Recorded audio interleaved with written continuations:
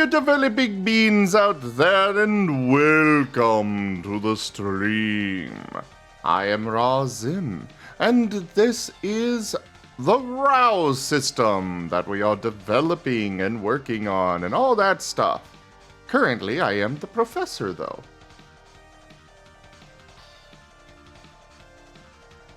Oh, I hope you get good cards there, Brian.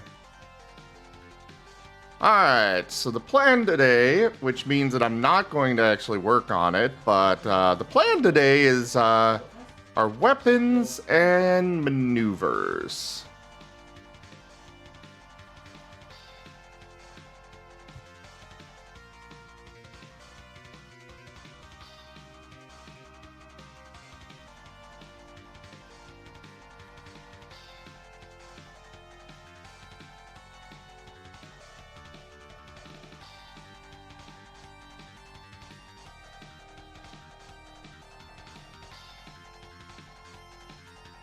I don't know if it'll be you guys that derail it or my own ADHD done, Brian, but probably.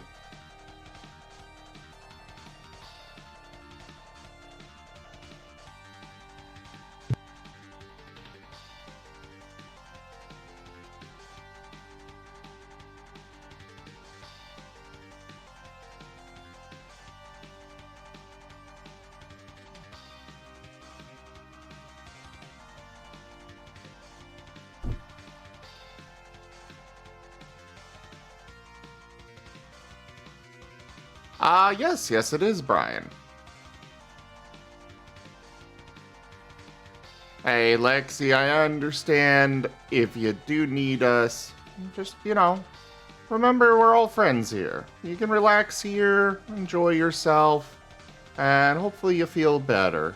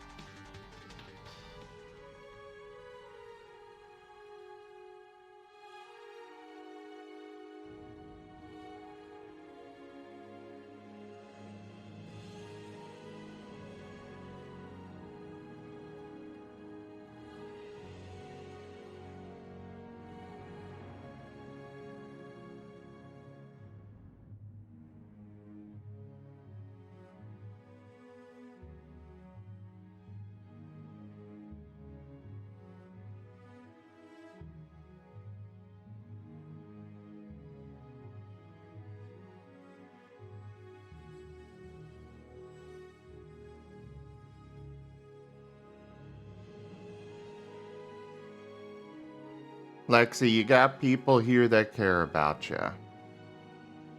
While I can't really adequately, I'm not a mental health professional, but you still are cared about. You got friends here.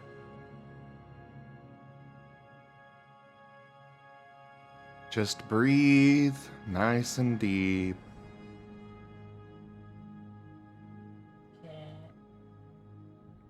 And relax. Enjoy the stream.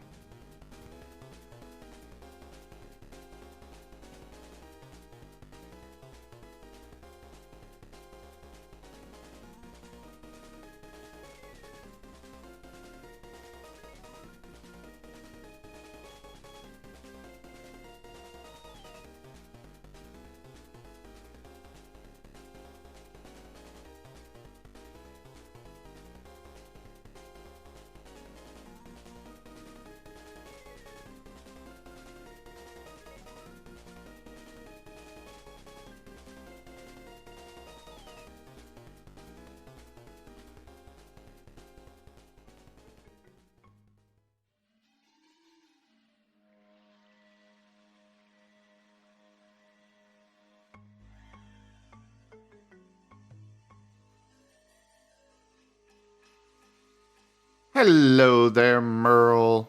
It's good to see you. How are ya?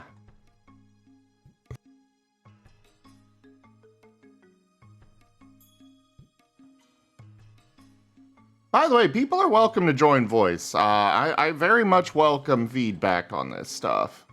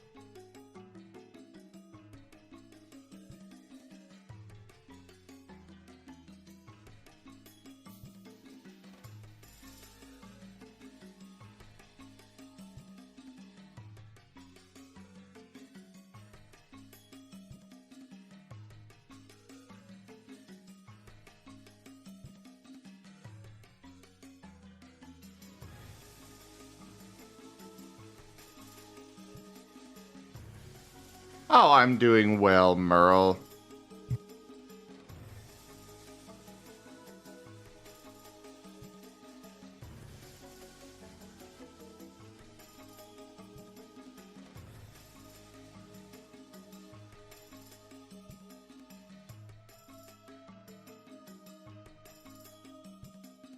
And Jits, today I am working on weapons and some maneuvers. Maneuvers being actions that you can do outside of just your moves slash abilities. We're calling them abilities now. But weapons were in serious need of an overhaul.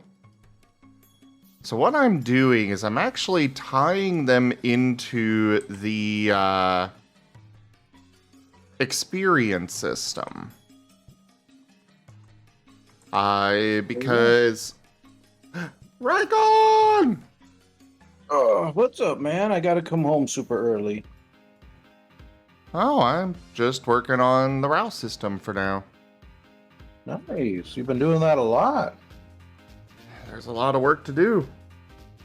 Fair enough. Can't argue with that.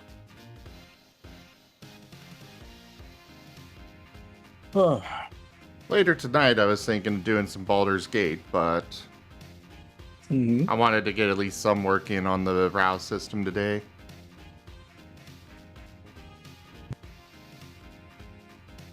Well, I'd say that's a good thing to do. But what I was saying is that I'm, yeah, there's something new to iron out with each session. Exactly, Merle. But when it comes to weapons, I'm planning to tie these into the XP system. Exactly, Jits. You develop a form of proficiency with certain types of weapons. Exactly. In this system, you're not going to have innate knowledge of how to use any weapon, unless your storyteller lets you, but that's beside the point. Instead, you're gonna have penalties to using a weapon until you spend XP, or, as we are wording it, it's, you know, spending time training with the weapon.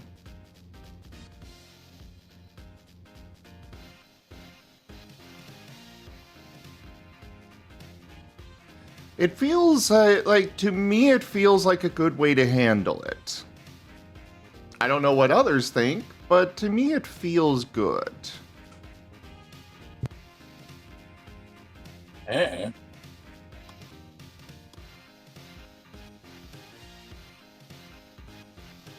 Well, it's kind of like in this system, we're not going to have fighters where they can pick up any weapon off of a battlefield and just know how to use it.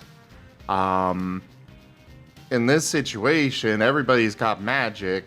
So if you want to deviate from that with a weapon, you're not going to be that proficient with the weapon. You're probably not going to have had any training with it.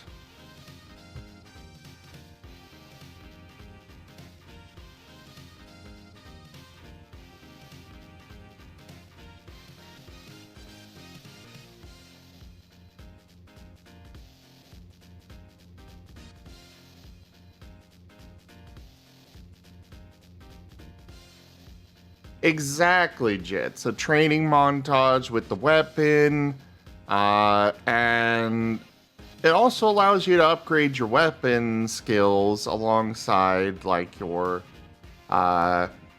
alongside your moves and such. And it gives a good balance to the weapons. You know, instead of being able to just go out and spend some gold on a new weapon and suddenly you've got much more power, this is kind of balancing it with the moves, or abilities as we're calling them. Or you could just be a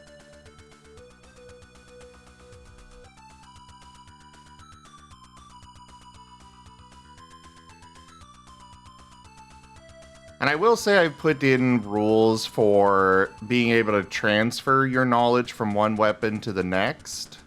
It is up to the storyteller. But, you know, like here, some of your skills with a battle axe may be able to be transferred to a great axe.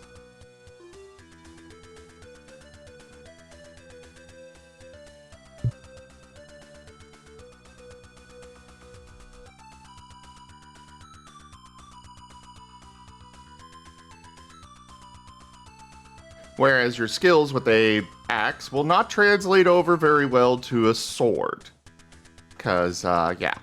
Swords kind of require a very different method of wielding than an axe.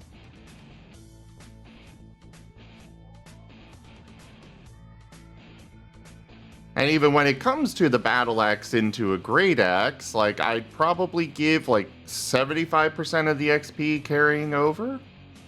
Because a great axe is wielded different from a battle axe.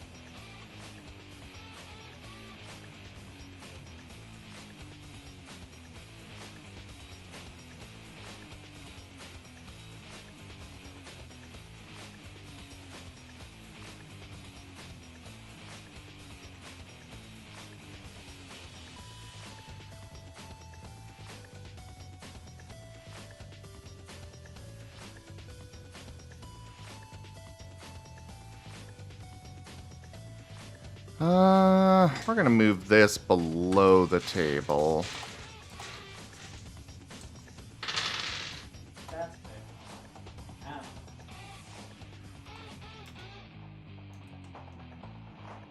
Doesn't feel quite right having the table, you know. I reference the table and then I've got several other lines of stuff in between where the actual table is and where the information referring to it is. Oh yeah, the figuring out the balance for the penalties is definitely going to be a difficult thing, Jits. Now, I need to come up with 4 tiers. The reason I'm going with 4 tiers of weapons is the fact that, you know, we've got kind of 4 basic tiers for damage. And they'll be, you know, they'll be comparable to each other.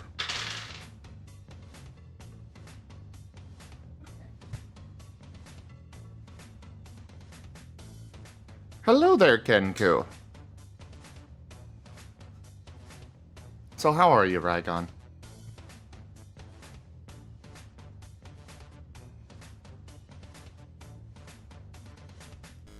Oh no. Did we lose the Raygon already? Did the Raygon already fall asleep?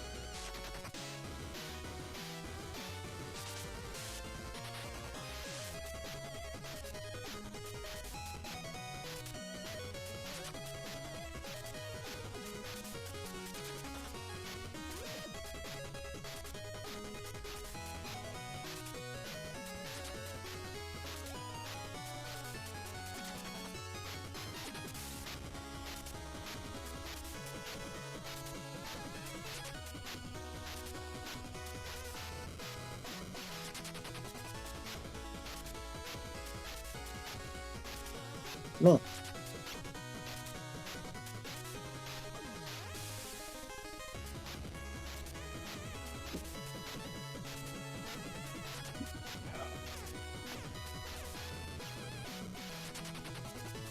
One moment, everything. Got an admin thing to do real quick. Also, hi, Sure Raygun. thing. I asked how you were. Oh, I'm doing all right. Day went by quickly. Didn't have to counsel anything too deep today. It all went by fairly well. We had some good sessions. You know, about the deepest we had was just a young kid frustrated with the world. Oh, hey, I'm glad it was a decent day then. Hey, I'll take it any time over somebody who's like, you know, done some sort of sordid deed that they've, you know, they're ashamed of. Haven't gotten much hits in terms of the writing journal I tossed out though, which is slightly disappointing, but I kind of expected it. I was interested in it, but I don't have the funds right now. Payment plan? I don't think I'm gonna have the funds for a while. Fair enough. Well, if you ever change your mind, just let me know.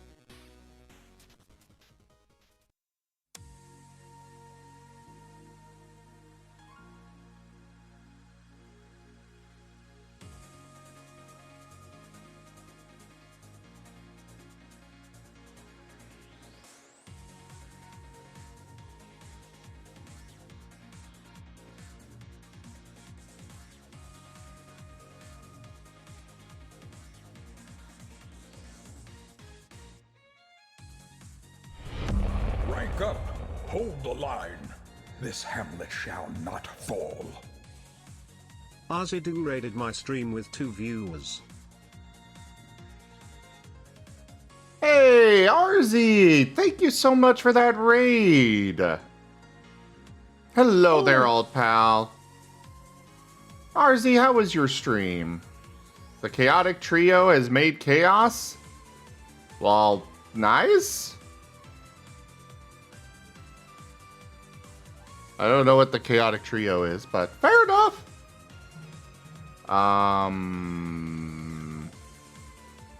Why did that put me in? Oh, you spelled his name wrong. Okay.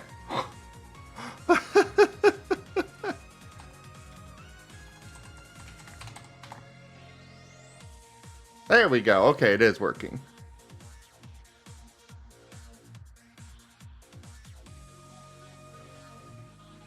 Oh, you were playing Baldur's Gate 2? Wait, no, it says you were doing Baldur's Gate 3. Oh, okay, okay, I see.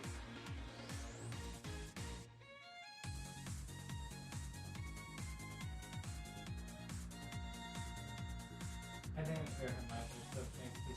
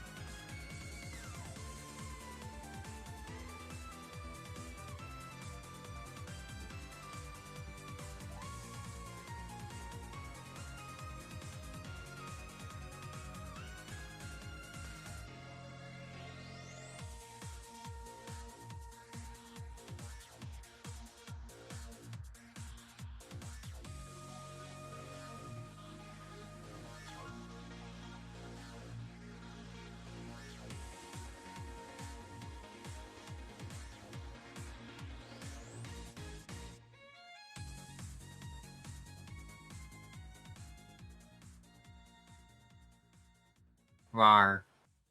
Hey, how you doing? Decent. Just simply decent. Good, good. Hello there. Sorry, I was doing a little admin thing here. But yeah, I'm glad you had a good stream and stuff. The RAOW system is coming along well. Right now, I'm working on weapon rules. Okay. For some reason, I came up because I remember you saying that you didn't understand Monster Hunter a bit with like the typings, right? Might be Oh wrong. no, with Monster Hunter, I don't know quite enough about it to properly make a system, properly integrate them into the system right now. But that is something that I plan to do eventually. Fair. Stats, I definitely have to look up with. Probably best to look up in the best way to put it. Stories would be the best place to look, I think. As for the typing, well, to put it simply, the typing is best known about. You just gotta know what the monster is weak to. Yes, it may be water element, but it may not be your, say, a natural weakness to something.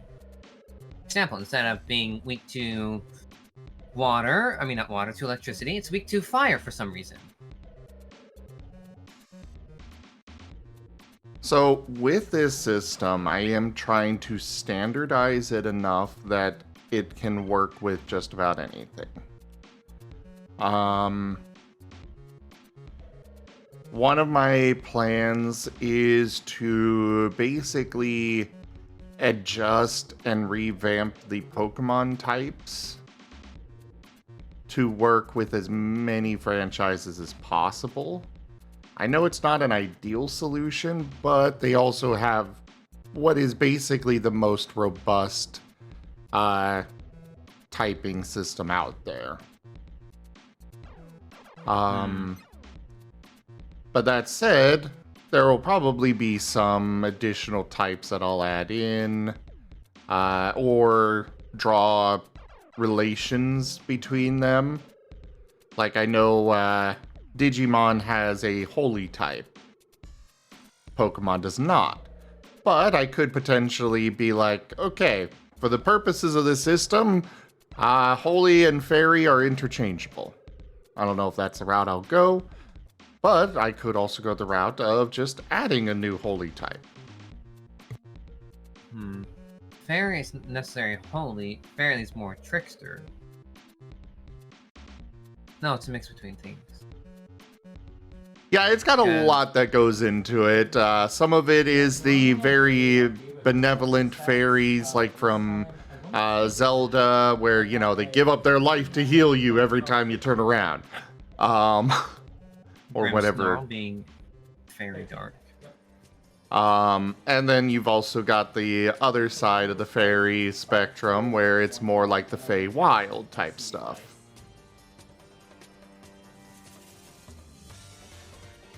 Fair. Probably a giant whole discussion when it comes to it. There's probably going to be a whole lot of debate. And I'm positive not everyone's going to like the end result in the end. Oh, I know they won't.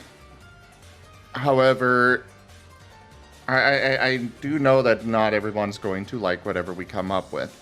People aren't going to like the base stuff that I come up with. Like, I know there will probably be people that have an issue with the weapon system. Which the weapon system is tied into your experience pool. If you want to pick up a weapon, you're going to have to spend experience in order to basically upgrade your skills with said weapon. Huh.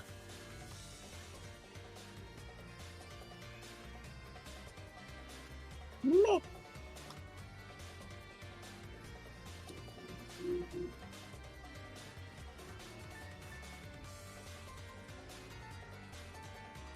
My reasoning there is to keep the weapons balanced alongside the moves. Because, or abilities as we're calling them. We're not calling them moves anymore. And yes, I know that Pokemon has abilities, but we're going to be doing an overhaul of that system to make it more generic.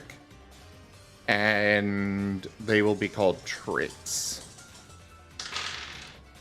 Because compared to like Pathfinder and such, that's basically what the abilities are. They're just traits.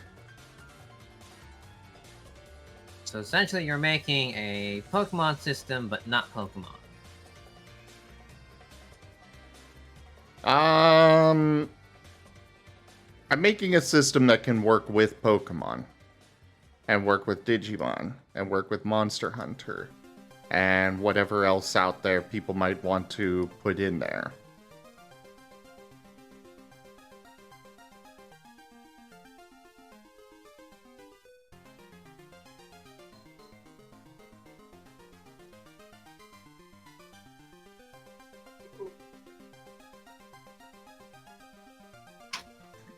It was never meant to be a Pokemon-centric system.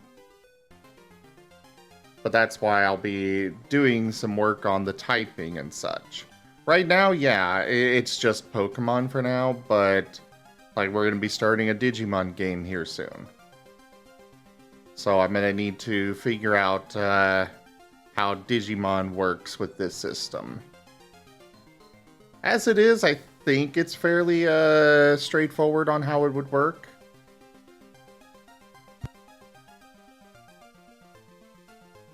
Fair.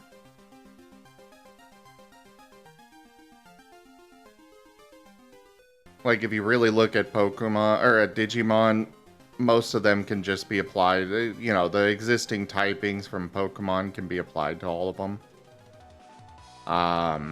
One typing that I do want to put in is a Sonic type.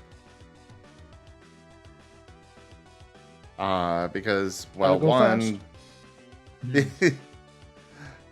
Because I know with Pokemon, there's several Pokemon that fit for being a Sonic, you know, a sound type. Digimon more so. I mean, hell, they've got a Pokemon called Shoutmon. Or Digimon. Wow. Those get really mixed up fast.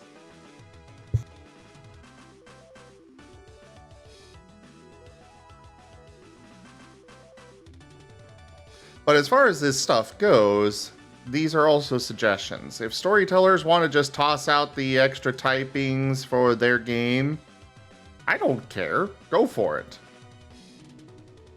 Oh yeah, Shoutmon's good, Merle. I'm just saying that they've got Shoutmon, which would, if we had to apply typing from this system to Shoutmon, a Sonic type would really fit him well.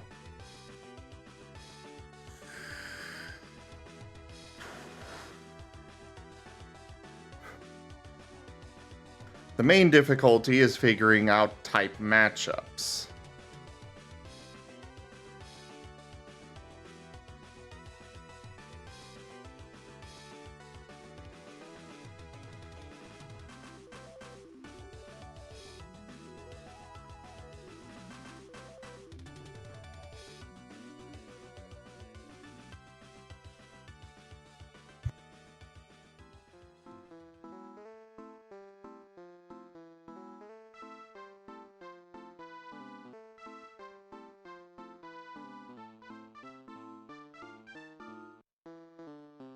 Yeah, Digimon is very...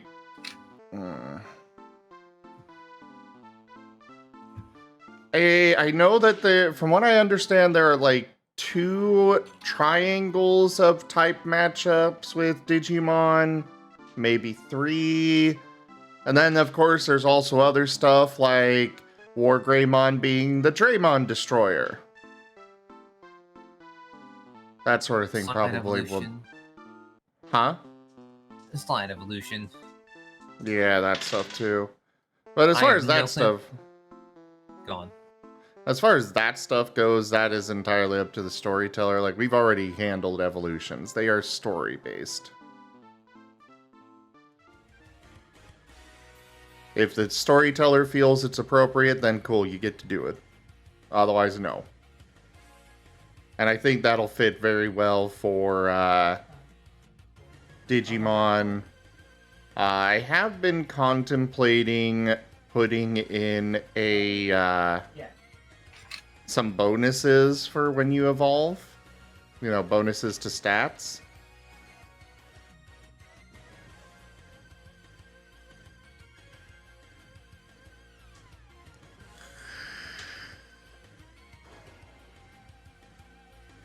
Right now I'm thinking that it'll basically be +1 bonus to every attribute.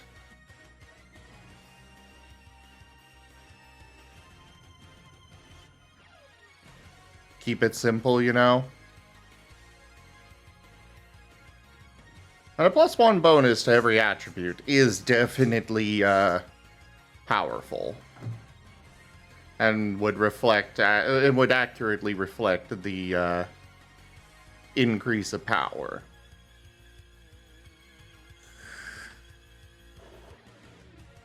But then when you get to the Warp Digivolutions, you know, you're going from Rookie, Champion, you're skipping past Champion, Ultimate, and going straight to Mega.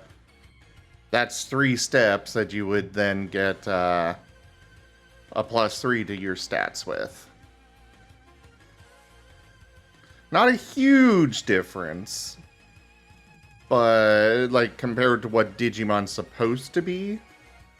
Because, well, let's face it, the balance on Digimon is kind of all over the frickin' place. I'm not surprised.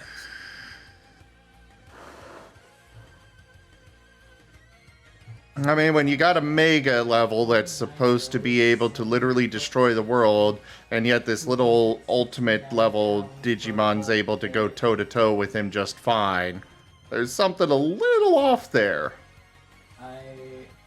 Or Champion, in the case of Hanjimon. Because holy shit, Hanjimon can definitely punch above his weight class.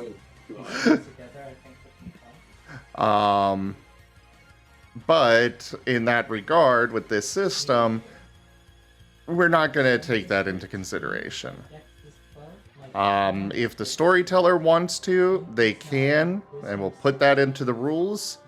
But by the RAW, we are looking to keep things as balanced between players as possible. So Anjumon's going to be on the same level as Greymon.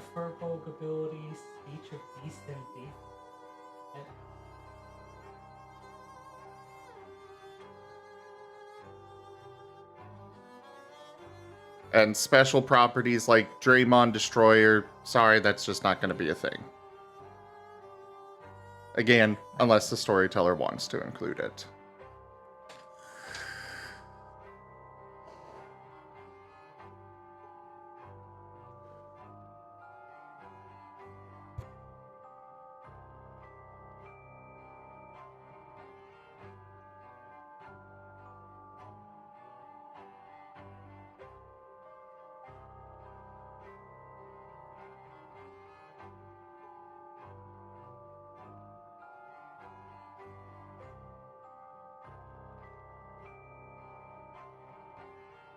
And then there's moves like Magna Anjumon's little circle thing that he opens that can literally just suck in a Digimon and delete it.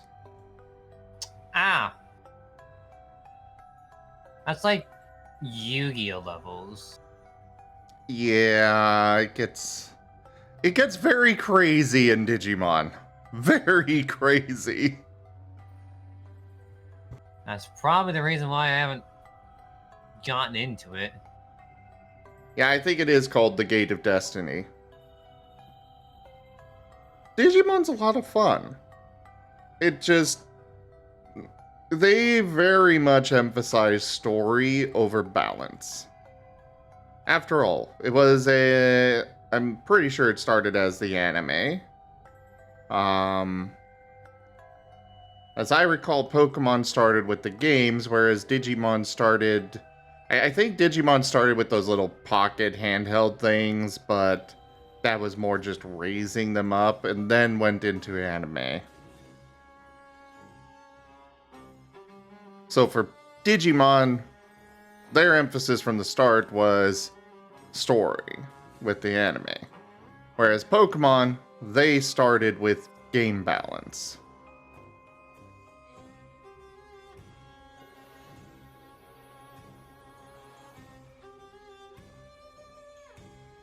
Yeah, its origin was Battle Tamagotchis, basically. Yeah, Kenku. That's a great way to put it.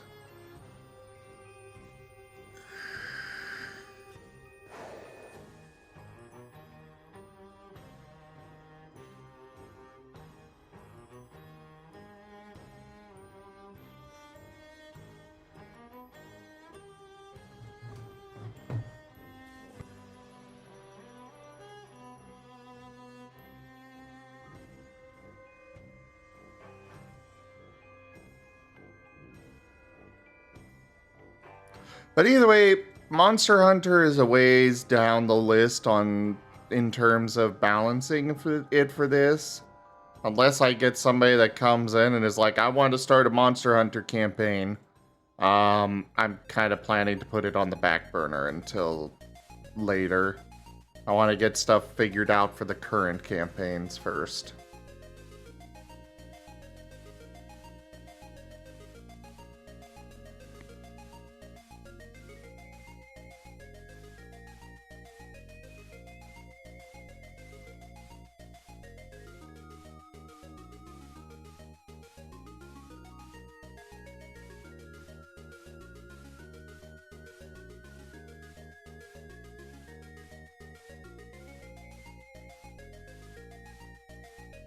Oh. We will fight to join a Monster Hunter campaign. Well, perhaps we'll get one going at some point there, Brian. Oh, for the love of. Did somebody say a Monster Hunter campaign of which I may have the tools for? That would be lovely. Because Monster Hunter is fun. No. Anyways, Monster Hunter is lovely.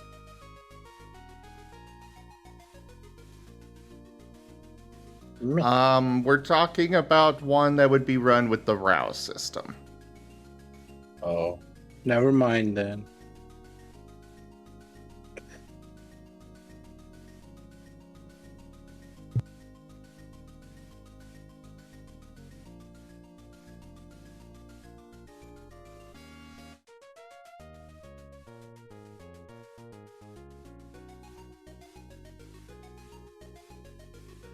What is that? What to, Kenku? I know all their love broken if I didn't say so.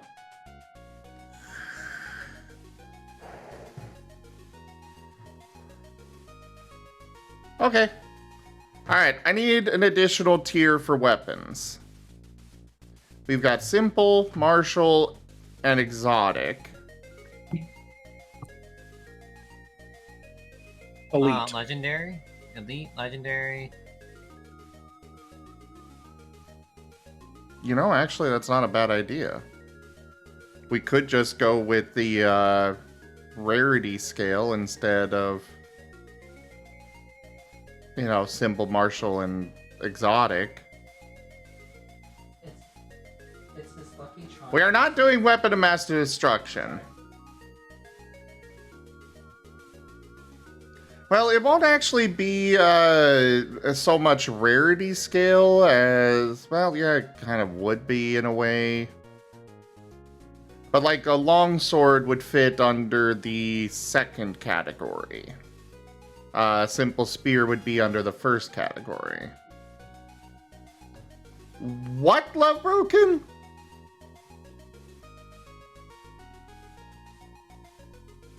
Actually, I don't know if the rarity scale would work on this.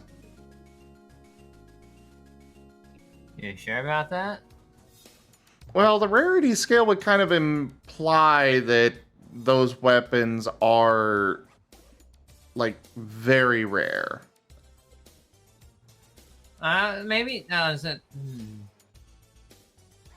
Like, why would a random sword be considered legendary? Unless it's just, like, one-of-a-kind kind of thing. When I think of exotic, I think of one of a time. One of a kind. You can do master weapons. Well, Elite when weapons from Ryko. Well, when it comes to exotic weapons, those are ones that are not standard or special to a specific species, typically. Such as a double-bladed sword, or, I know D&D has had, like, gnomish this or that, or dwarven that or that. Things that are not very common, they're definitely not one of a kind, but something that you, unless you grew up as one of those species, you're going to need some special training to use it. I was I raised don't by know. wolves, and therefore I know how to use wolf weapons. Yeah, exotic in D&D is more weird rather than one of a kind. Bladed Chain's a great Yeah. example. Or like that Xena throwing weapon, whatever it's called. Oh, yeah, Chakra that or thing. whatever.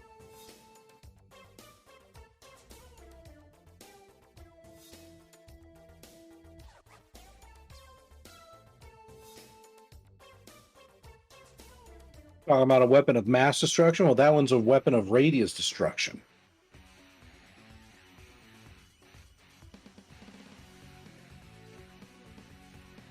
Dots.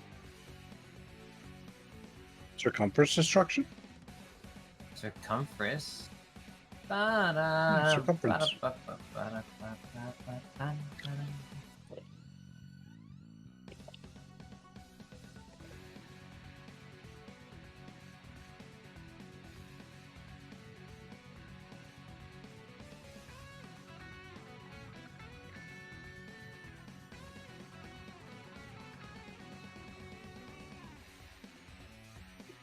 All right, I'm about to go to the store, so I'll catch you guys later.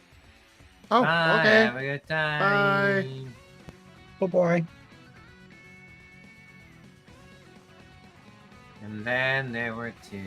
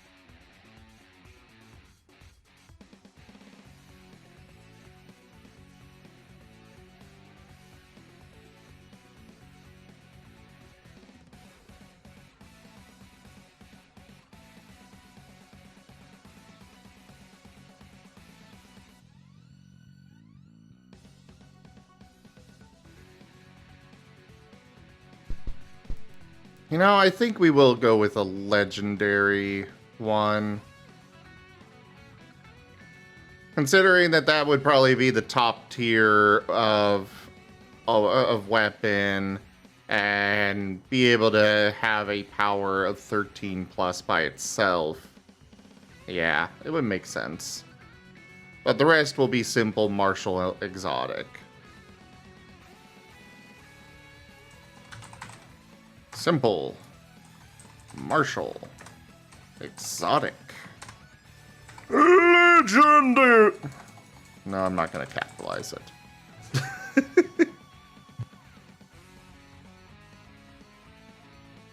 Also, I suppose I should make the text bigger for you guys. I keep forgetting to do that. I apologize. How dare you forget?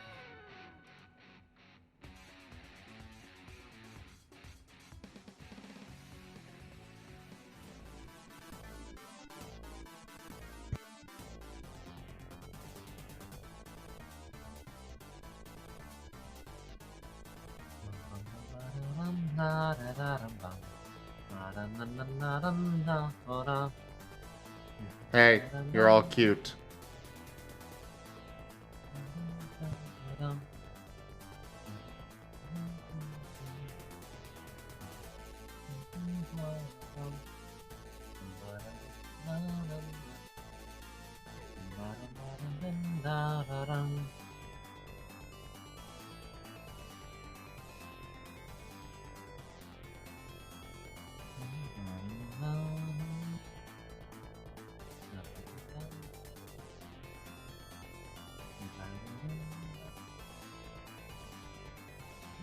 An underwater crossbow? Answered the question.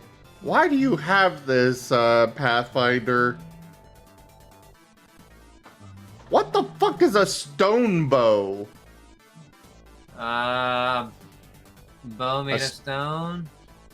A stone bow, or bullet crossbow, resembles a light crossbow except for the distinct U-shaped bend in the stock. Instead of bolts, the stone bow shoots sling bullets. The bow has 2 strings with a leather pocket between them to hold the bullet. Ah!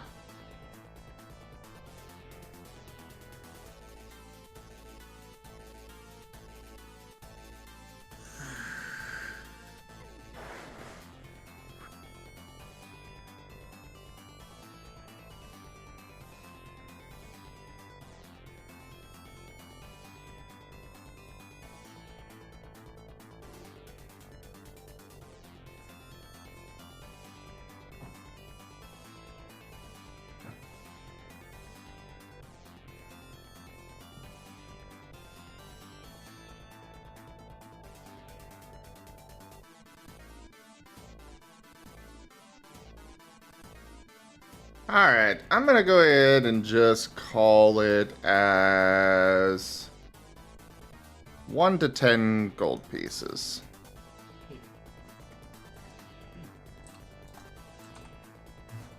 Where's my item list?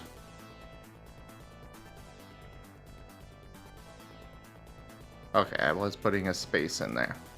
Gotta make sure I stick with the standards of what I've been going with so far.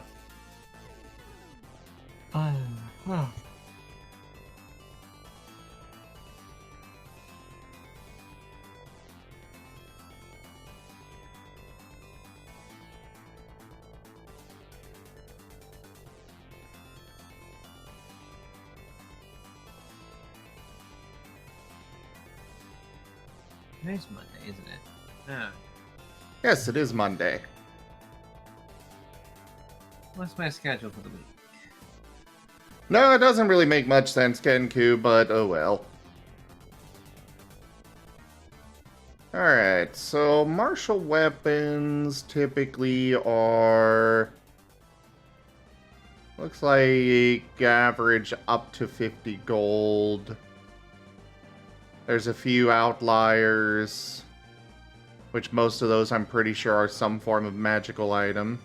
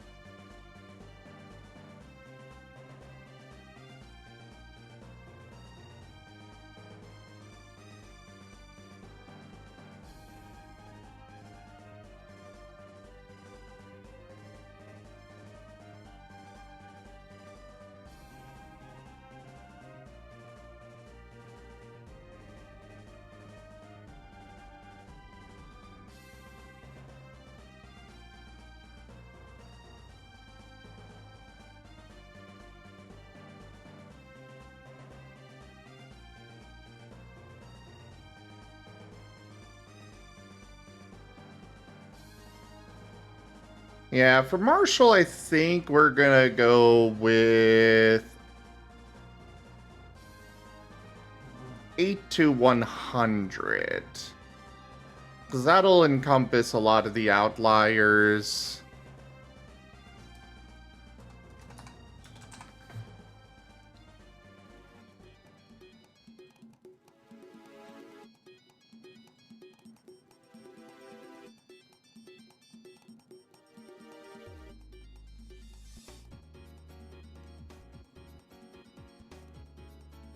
Now for exotic It's like weapons. deciding. Some of them are only 5 gold. Oh, fudge. Because I decided the god I want to follow. What? Feel the backhand of justice! Alrighty, Kenku. Like, well, I've done this for. Oh, a while. right. It's Thanks just for the got reminder. years. Well, Could have, inadvertent like, reminder, find it but entirely. have some free packs, everybody. Gotta I use that love it. link right there. There's only a few uses left for each of them, so first come, first serve. What were you gonna say, RZ? Just me messing up. There's nothing too important.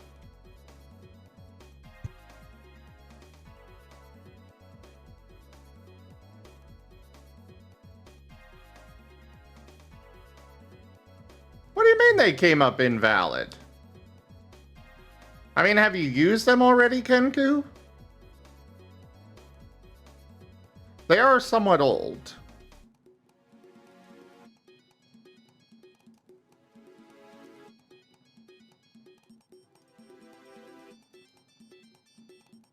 Yeah, you probably used them already. I think that's the most likely situation here.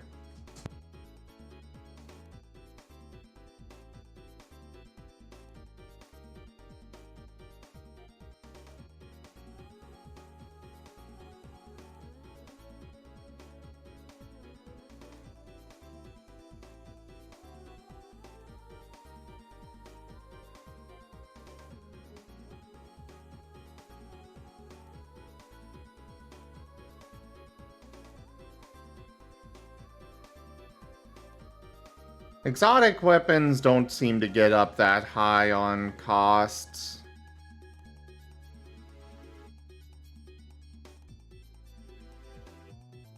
Oh, right. I should probably specify here.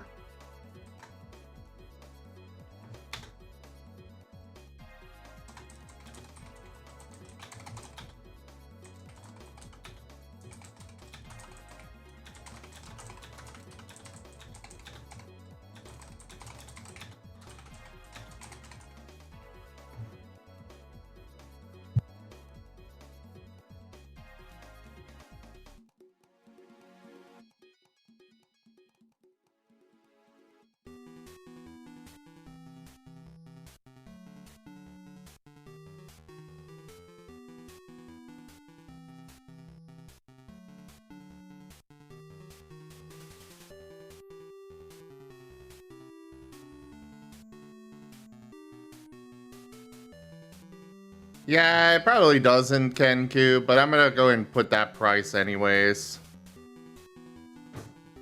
It seems good to me.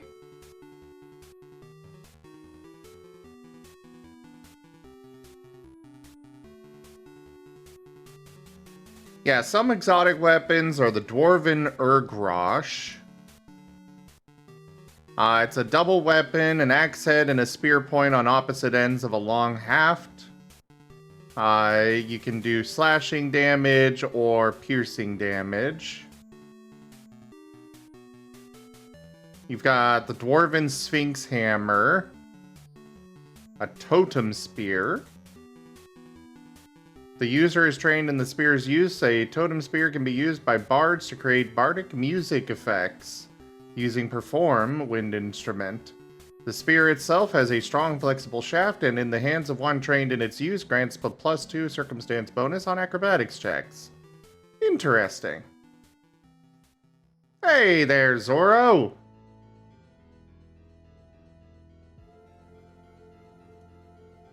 Ah, I've got TF bappers, huh? Bap bap the RZ. Ah! What are you doing?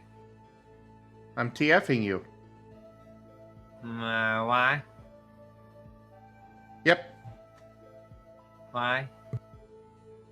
Cause I have TF bappers. Okay. Gotta TF the RZ. Blah. I make no comment.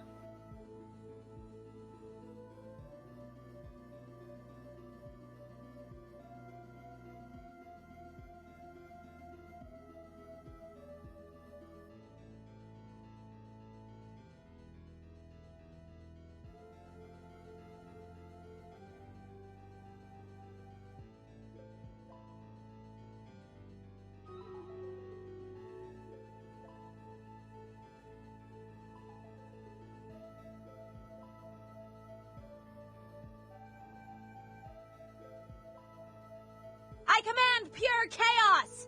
Kinda. Kenku has turned RZ into a bagon. They can only talk like that Pokemon for 2 minutes.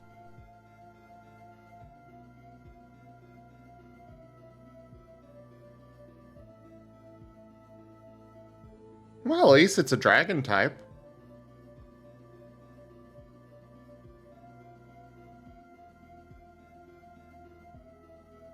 RZ? Nah.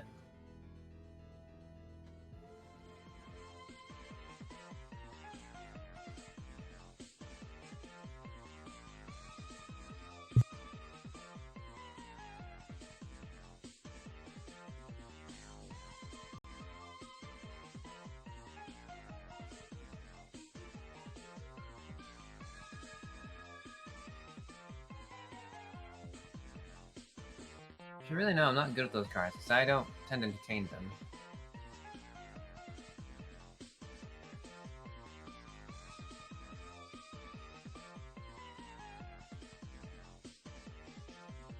I see.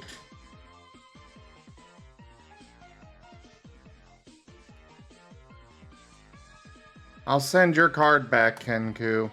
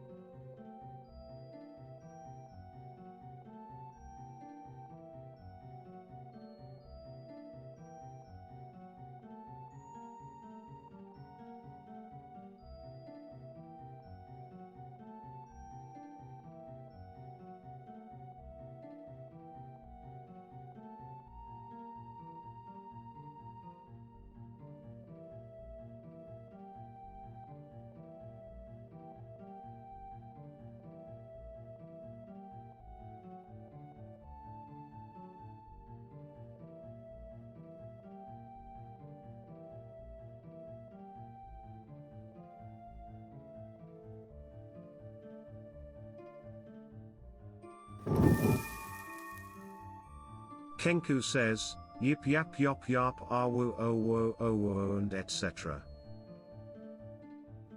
Kenku, get in voice.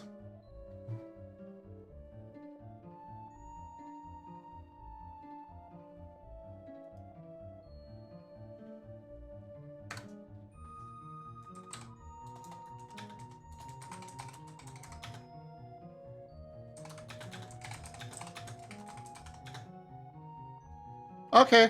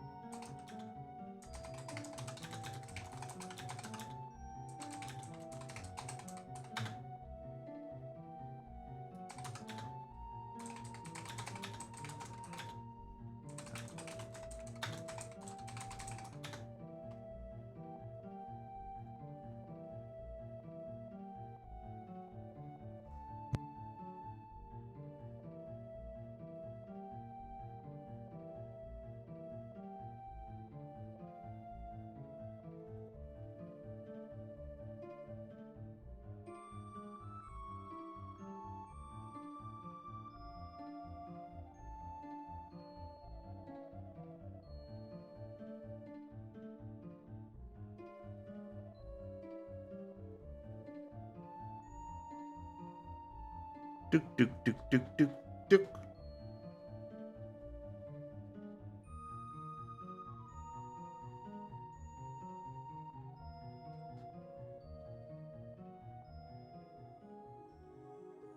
Duk, duk, duk, duk, duk.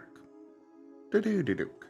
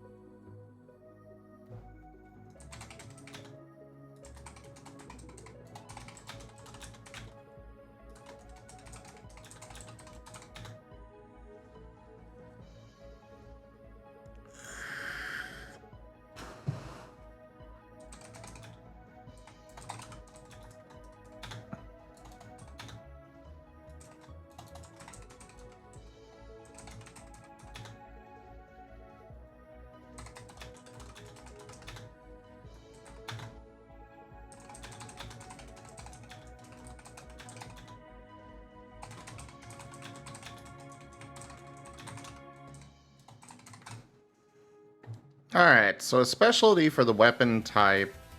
A specialty in a tier of weapons does not grant the typical +1 bonus. Instead, it lowers the penalty of wielding a weapon in the category, or in the tier. A specialty for the weapon type, such as a sword specialty, will reduce the penalty by an additional 2. These specialties can be mastered to grant their bonus +2. Alternatively, you can spend XP for the specific weapon to overcome the accuracy penalty. I think that feels good.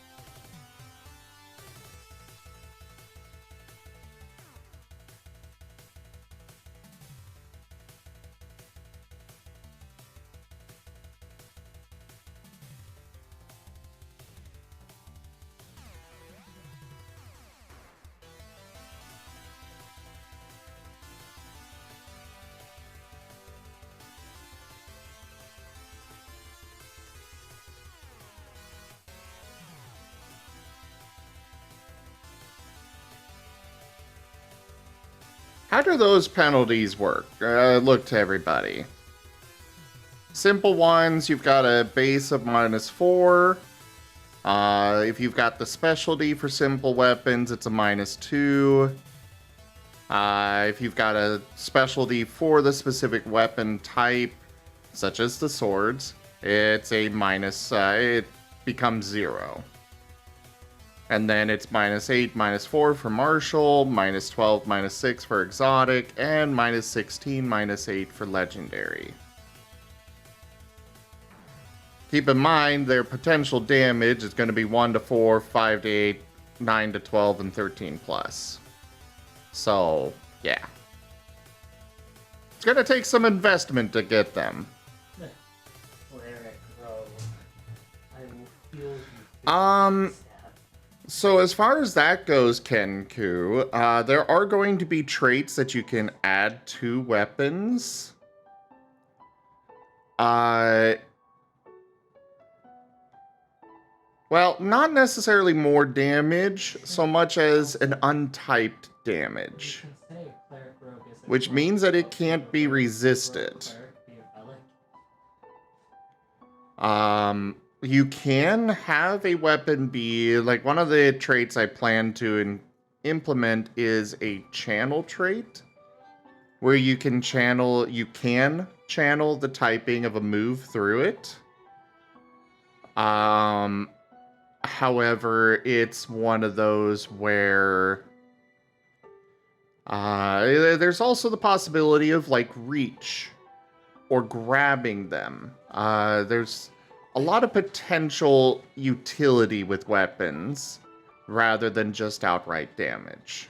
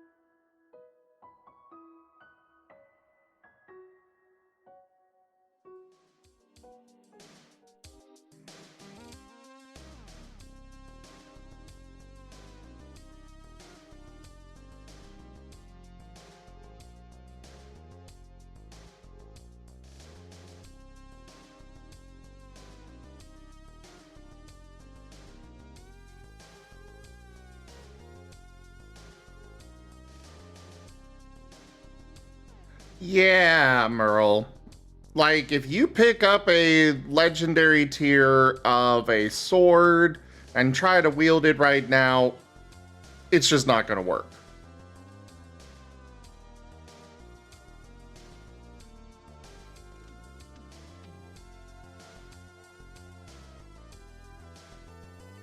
But in general, the way this is meant to work is that you are over time getting better.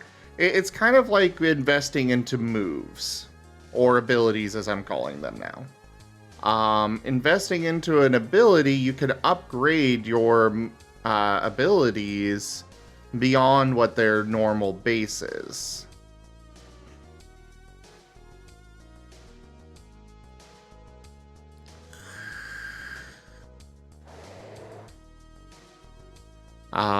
You can upgrade the ability, you can upgrade your abilities, you can spend experience to upgrade them, but that is, again, per ability. However, the advantage with weapons, again, aside from just the fact that they are untyped by default,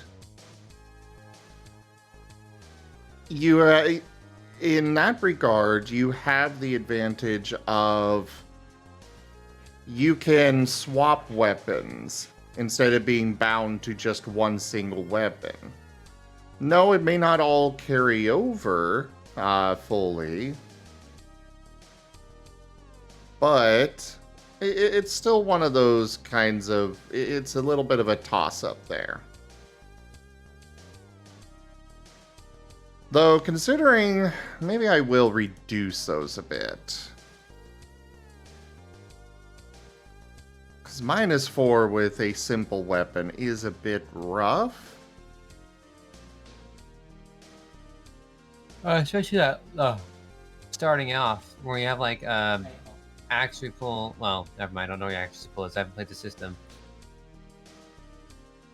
On average, if they built for even fighting at all, which I would hope most of them do, your maximum pool is roughly 4 dice. You'll always have a chance die. If you are a fighting type, then you do have you can have a 5 dice. But that only applies to actual abilities rather than weapons.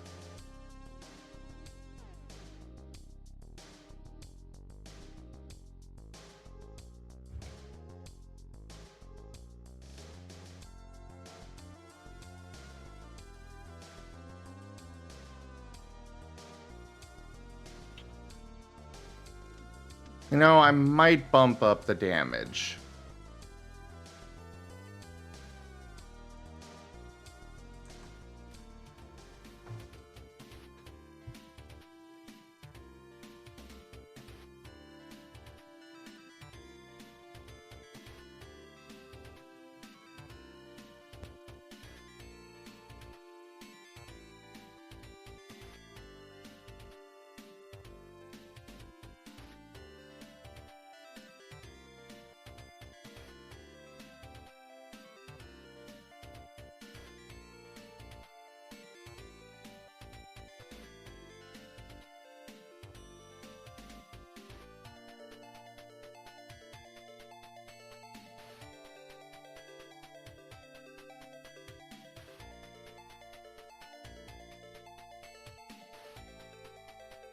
I could also go through and set up a type chart for the various weapon damage types, you know, slashing, piercing, bludgeoning.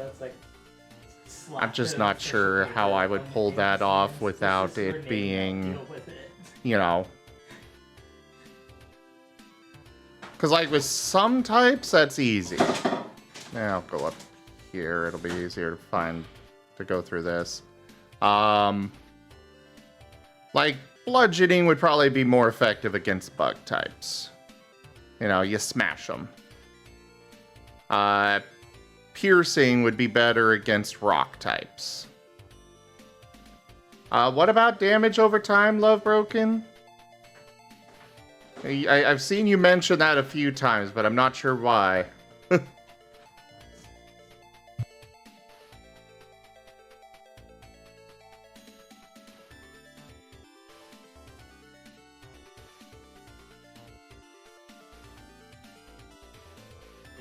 Some of them are definitely easier to come up with than others, though. So I don't think I'm going to go that route, because, like, which one would be more effective against water types? Or psychic? Because I had it on my desk, she keeps trying to climb.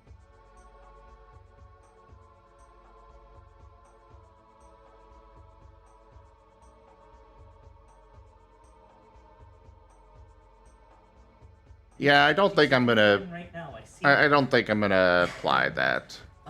She knocked over my water bottle just now. Yeah, just have it be untyped, I think, Kenku. Just got ruined. We're gonna stick with untyped instead of normal.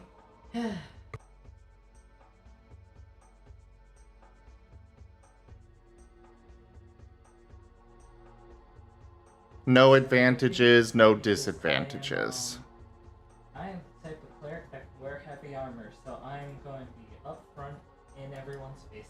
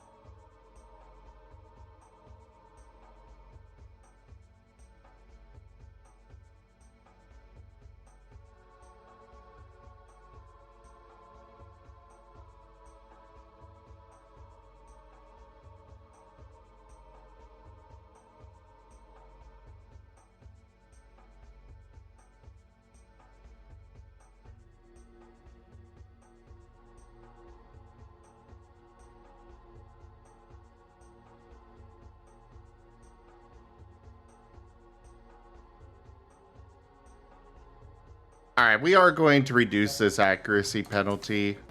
Let's go with 2 and 0 for specialties with simple weapons. Now I like. I have And- to get going, so I'm gonna see y'all later. Bye. Oh, bye. I like the idea that the bad guy rolled like a 10 on their history check, so they know his first name but not the last name, so they just add to it. Perseus Bartholomew Jacksonian. What? There, how's that look instead?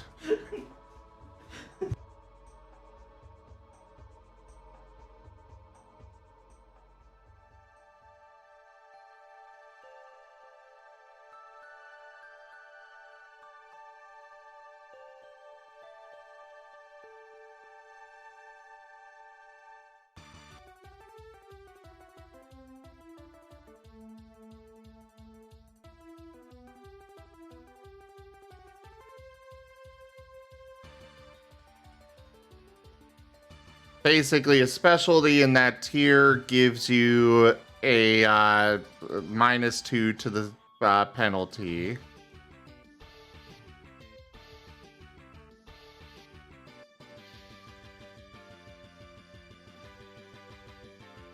We'll just remove this column since we're doing a flat +2. How do I actually get rid of a column? Delete column.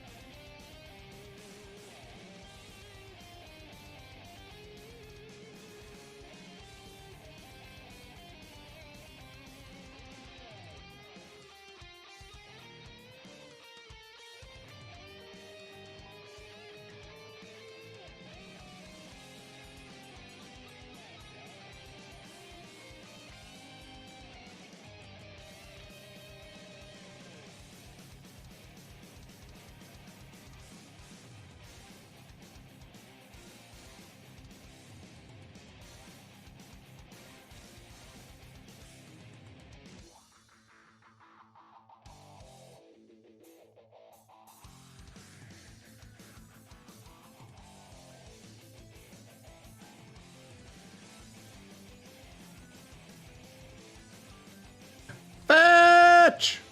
Rawr, rawr, rawr, rawr, rawr, rawr, rawr, rawr, rawr, rawr. Rawr, rawr, rawr. Rawr! Hi, Fetch. How are ya? Also, hello there, Orca. How are you?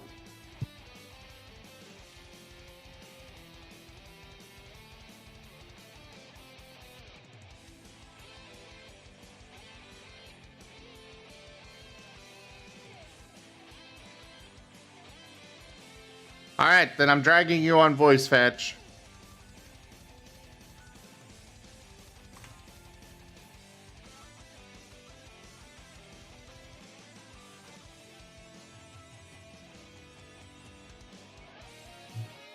Oh, I'm doing well today. Just getting some work done.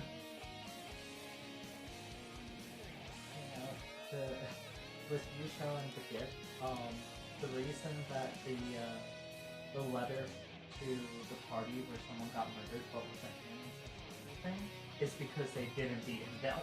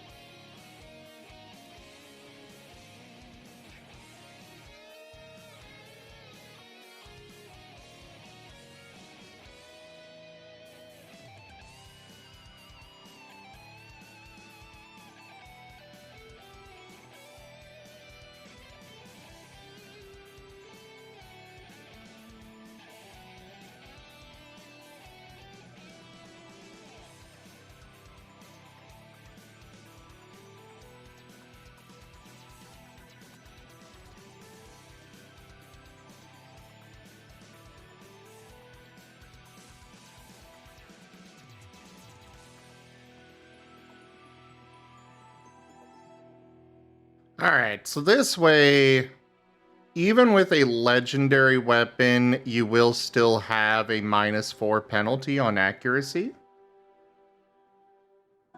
But considering a legendary weapon starts at 13 damage, I think that's probably should be a higher penalty, but we'll play test it. It's something we'll reevaluate later.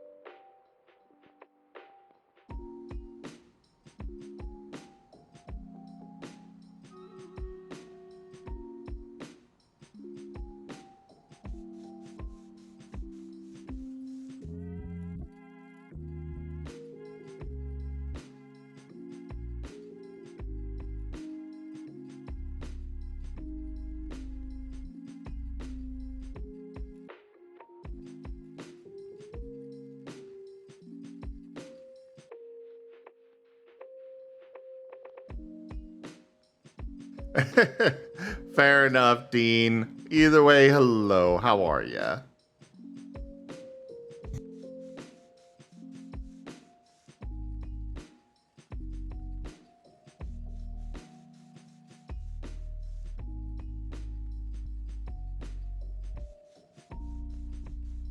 Alright, I am going to take a small break from working on the RAOW system here to move over to working on Oda also some Oda cards. said some things which Because as was demonstrated yesterday, some of the new sound cards are not balanced for audio, for volume at all. later becomes like a big name. Oda was like, yeah, he was Oh just a side God, they're character, not but then we balanced. decided to bring him back.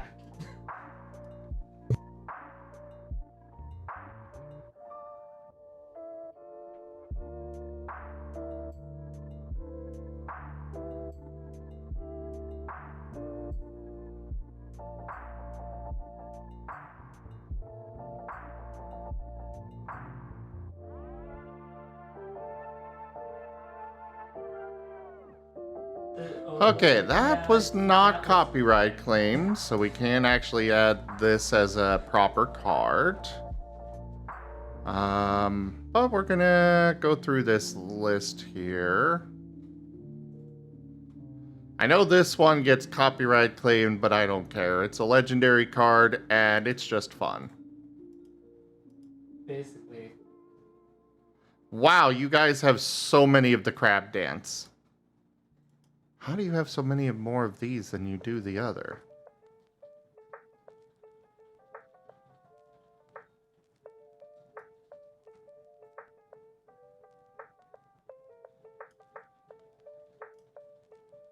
That is not what I wanted to do. Stop. Go away.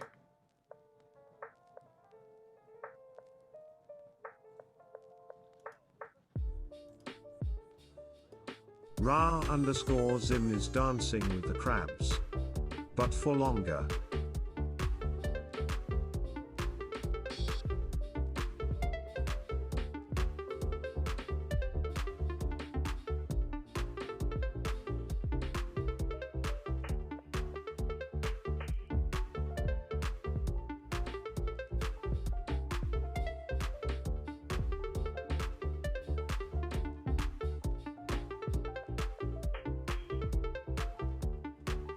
Yeah, I think that volume's good. This one I know was always really loud. Also, I apologize for any loud noises here.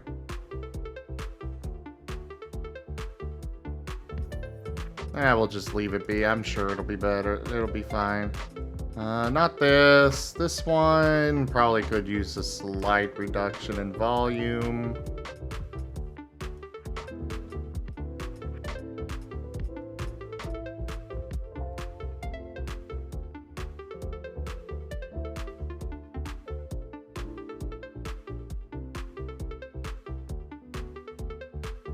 Yeah, that is definitely interesting. An interesting project, Dean.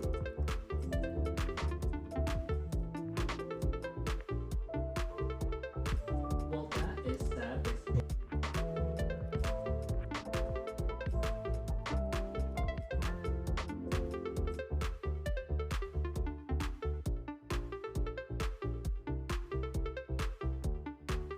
Also, some of these are horror sounds, so be ready for that as well.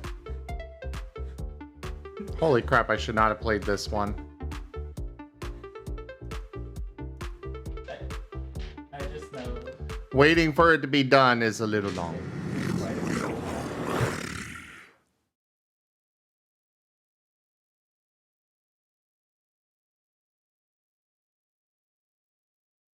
Alright, that one can be turned down a bit.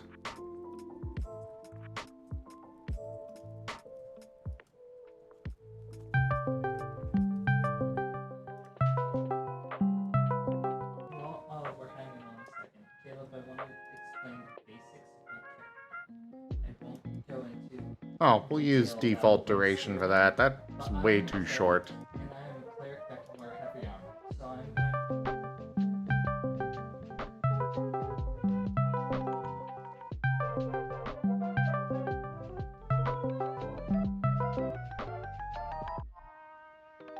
Foghorn is definitely a little too loud. I have spells that make you roll better. I have spells that help. I have spells in case you're loud. It is supposed to be very loud, but not quite as loud as it is. As you're being at it, I don't have. That's good for a but epic in card. 5th edition, if you go down to 0.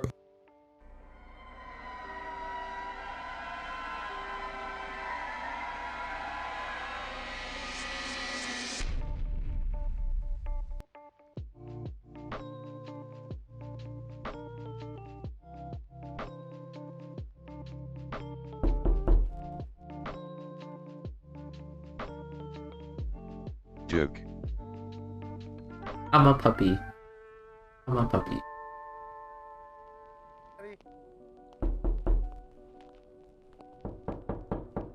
Hi, Abby. Hi, Toffee.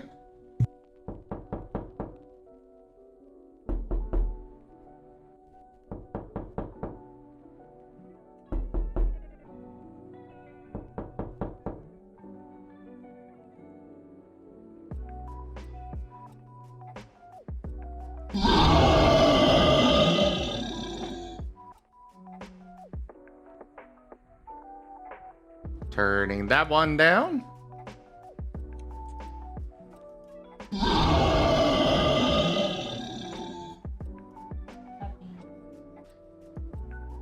We'll leave it there and call it good.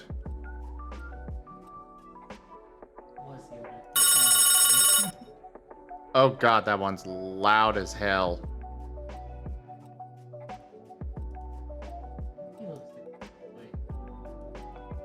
Let's test this volume. Her most profound insight is an insane one. People might not know this, but beerline yeast are able to be used to make bread. Oh yeah, Dean. Yeah. I mean, yeast is yeast. It may not be your typical bread, but it can still work. Just because I know you're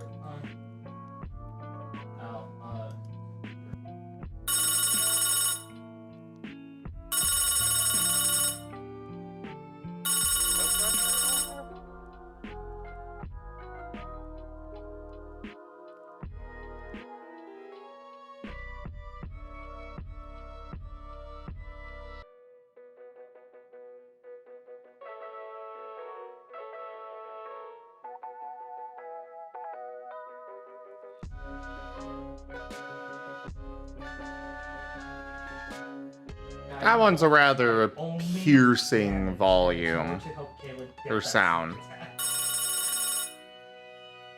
I think that's good.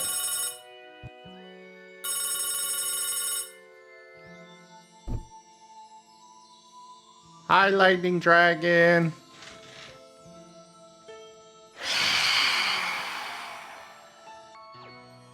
That one's good. Don't need that one. Don't need that one. That one we turned down a bit on the other one. I think it was like 22 or something. I have an AC of 16 and 9 hit points. That's good. That's good. I did, but it said I'm not proficient on the sheet, so I'm going to be checking. I know, I was confused. Oh, interesting, Dean. That'll be 18.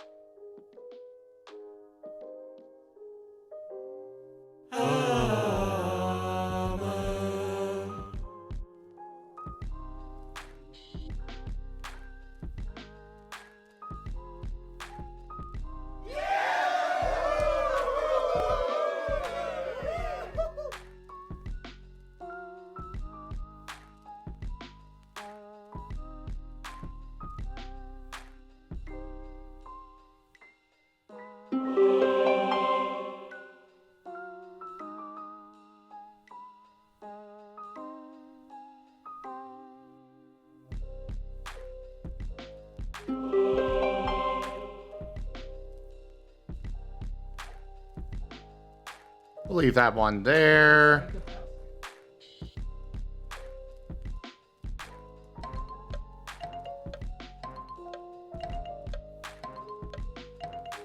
We'll turn that one up slightly. It is a longer one, so I'm good with it being there. I think the rest are fine. I'm pretty sure I played most of them.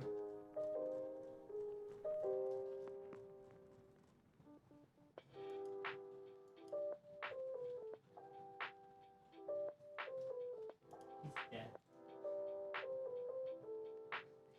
He's back alive. Oh, I forgot to delete some of these. I only have so much storage on here, so I try to, you know, manage it as much as I can. Hello? Hello? You are super quiet. Maybe my mic's down. Yeah, I've got you at 200% as is. Is that better? Sorry. That is much better. Yeah, I think I've been bapping the volume dials on my headset by accident. Ah.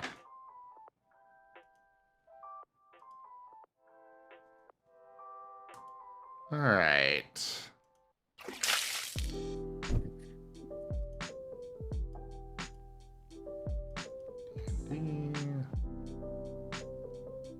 Um.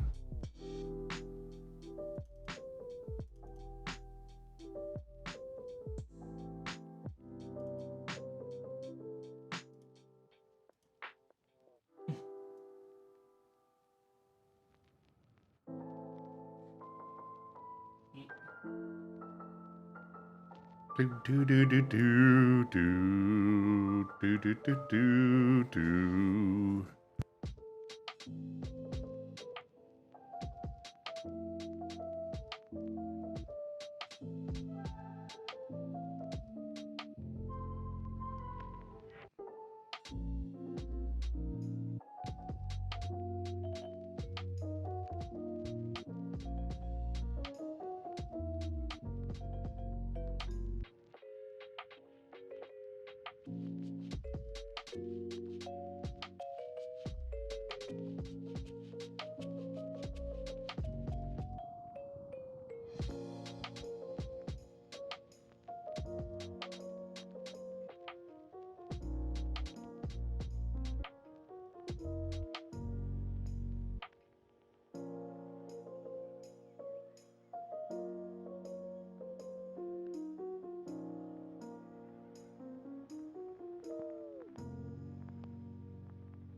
Oh, it's just a harmless little bunny, isn't it? Yee.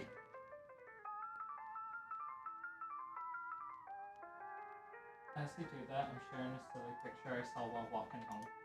Do do do do do do do do do do do do.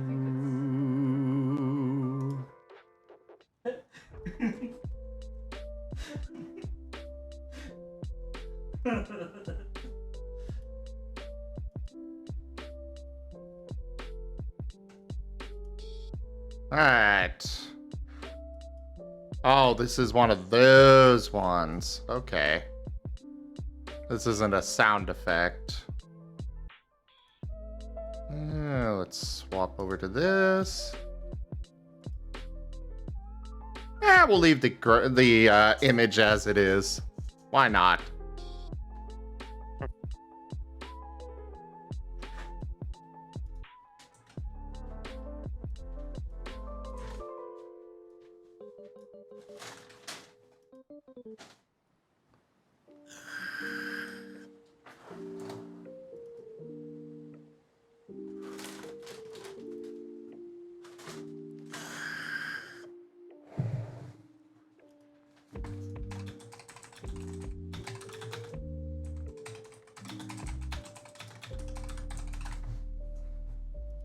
Alright, it's already got the timer set. Excellent.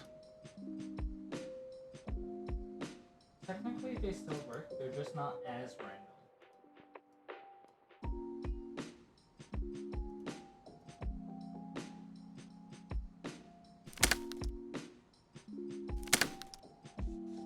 That is an interesting sound effect, but sure.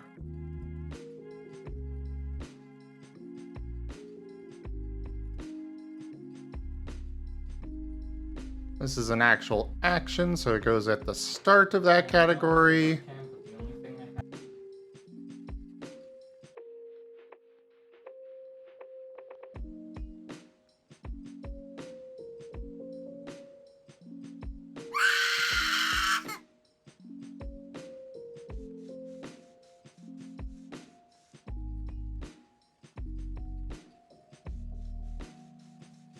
I really need to get Mirai on doing the, there's a... I can use custom card backgrounds and stuff, and I really want to get some made.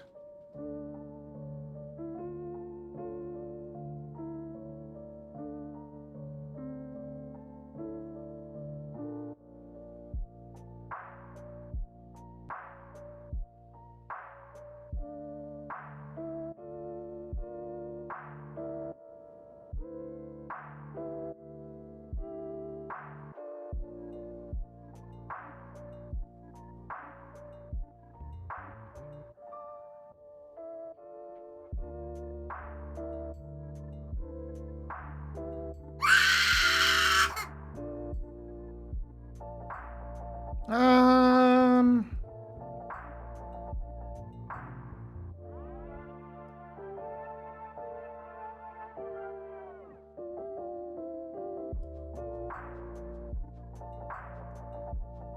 No, this would go here.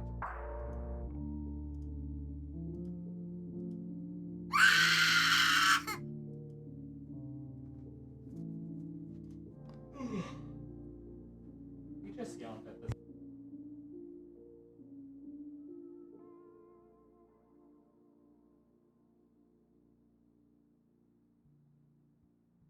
Monk! I need a monk! I just wanted to play that one because I could. Oh, right. This one. I remember this one. This was super freaking loud.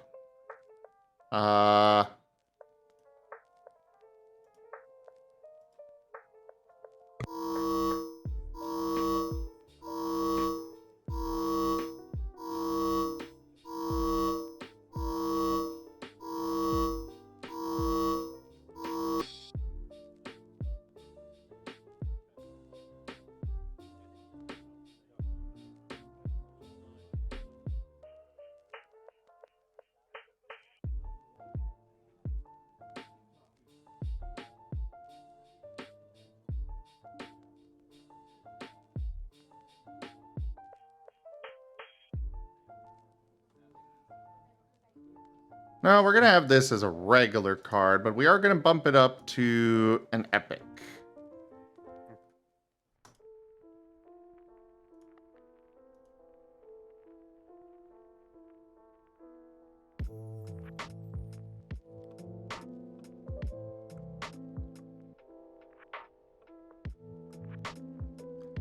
Are you talking about Mirai? Yeah, Mirai is adorable. Mirai is fantastic. For those that may be new here, Mirai is the channel artist that makes all of this possible. I seriously cannot do this without them.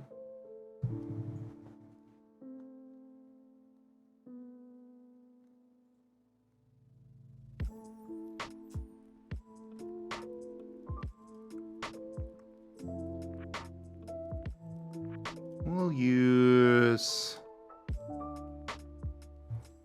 this emote.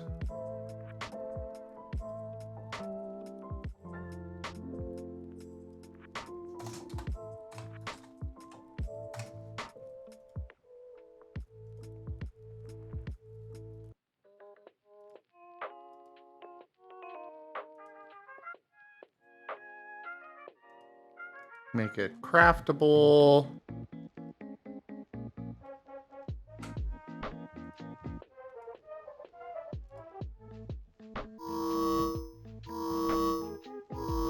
Hey there, Robert.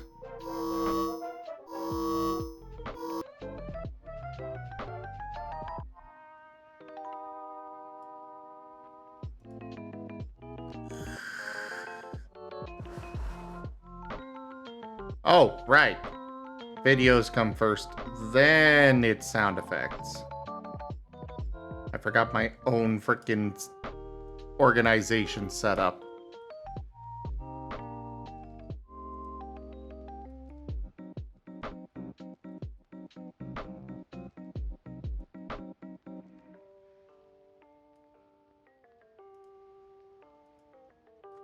We'll go ahead and make it slightly louder.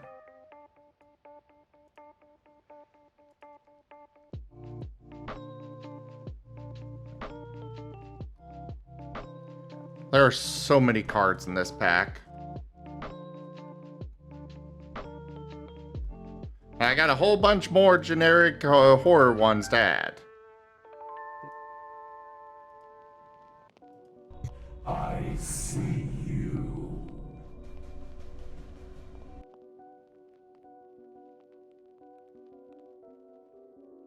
Hello. Oh. Hello? Seda! Oh, hey, Seda.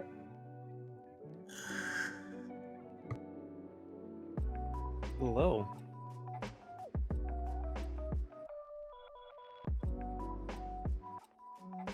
And how are you? Sleepy.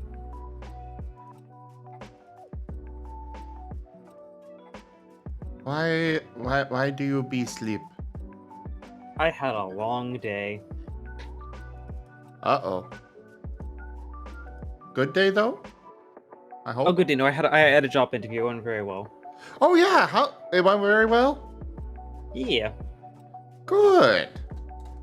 Is it a local job there or somewhere else? It is or it is a local job. Cool.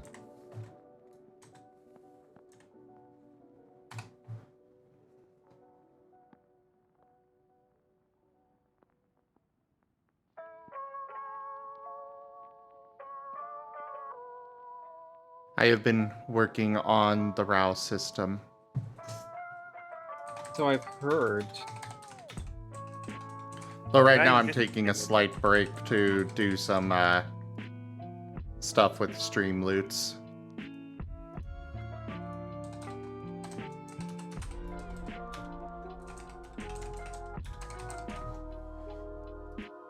What were you gonna say, Kenku? I'm just chilling. Don't have anything scheduled for another couple hours. I'm just chilling. Currently.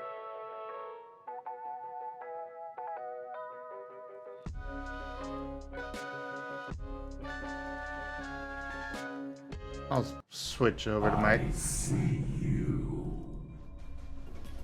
I'll switch over to my other playlist for... because it won't feed through Discord that way. Oops. Hello there, Era!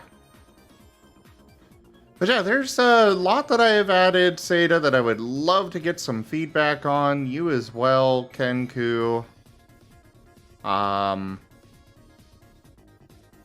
Namely, like, the weapon stuff, and then the maneuvers. I know you already gave me some feedback on that, Seda, but I would appreciate some more ideas.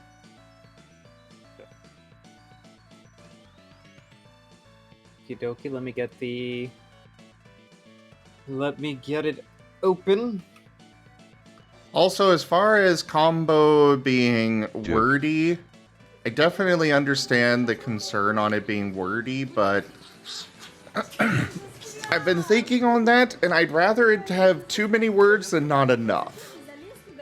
Because that's kind of one of the problems we keep running into with Poker Roll, as well as we ran into problems with it with Pathfinder last night, where there just wasn't enough explanation on anything, or on things. So I'd rather have too much explanation that gets the point across still, or gets the proper point across, than not enough and have people be like, well, how does it work here? You know? Yeah, I mean, like, I was thinking about it a little bit, and the Sparks Note version that I felt like would be better is simplify it, keep a combo to 2 attacks. I think trying to, like, you know, have like a big, like, you know, Power Rangers team attack might be a bit complicated. But the overall thing is, I think you can kind of boil it down to, alright, the combo can only be allowed if it makes sense to the storyteller, or if the storyteller deems it make sense. When in the turn initiative, a player must declare that they're going to combo, and the second player must agree, and that combo will happen at the second player's turn. I don't like this idea of there being a primary or a secondary. The way I would see it is that both have to make attack rolls separately, and the combo is successful if they both make their accuracy check. Because, you know, if you're shooting a flamethrower and I'm shooting a dragon pulse, you know, we're both relying on each other to be accurate. It's not like I'm just going to just like put my hand on your shoulder and you're going to outburst a combined, you know, flamethrower dragon pulse. So I think the biggest thing is just like the secondary and primary thing just is overly complicated. Just make both of them do separate regular accuracy checks and they can combine. Because it could be that's my 2 cents at least. Because I feel like the primary benefit of a combo is, let's just say I have a huge like Dracometer is our most powerful move, but we're going against a fairy type. I could combo my pellet shot with your Dracometer.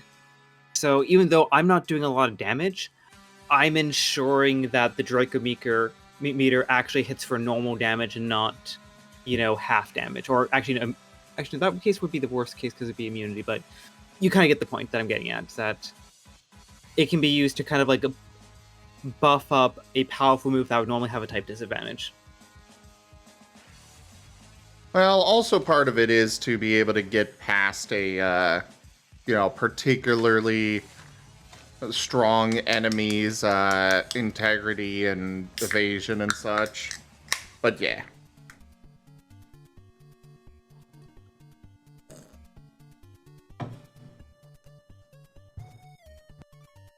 But alright, we can do away with the primary and secondary. That's not a bad idea. Yeah, I mean, I'm open to like different additional discussion on that, because it does feel clunky, and I think there's room to simplify it.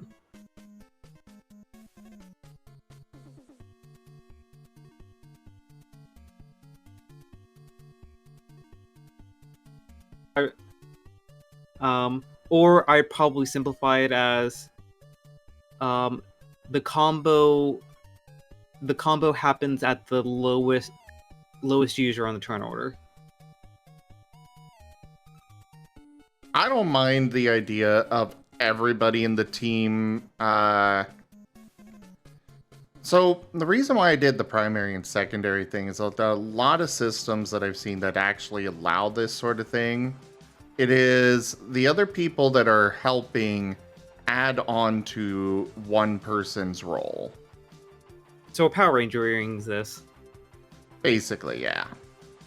I'm not opposed to having them each roll individually.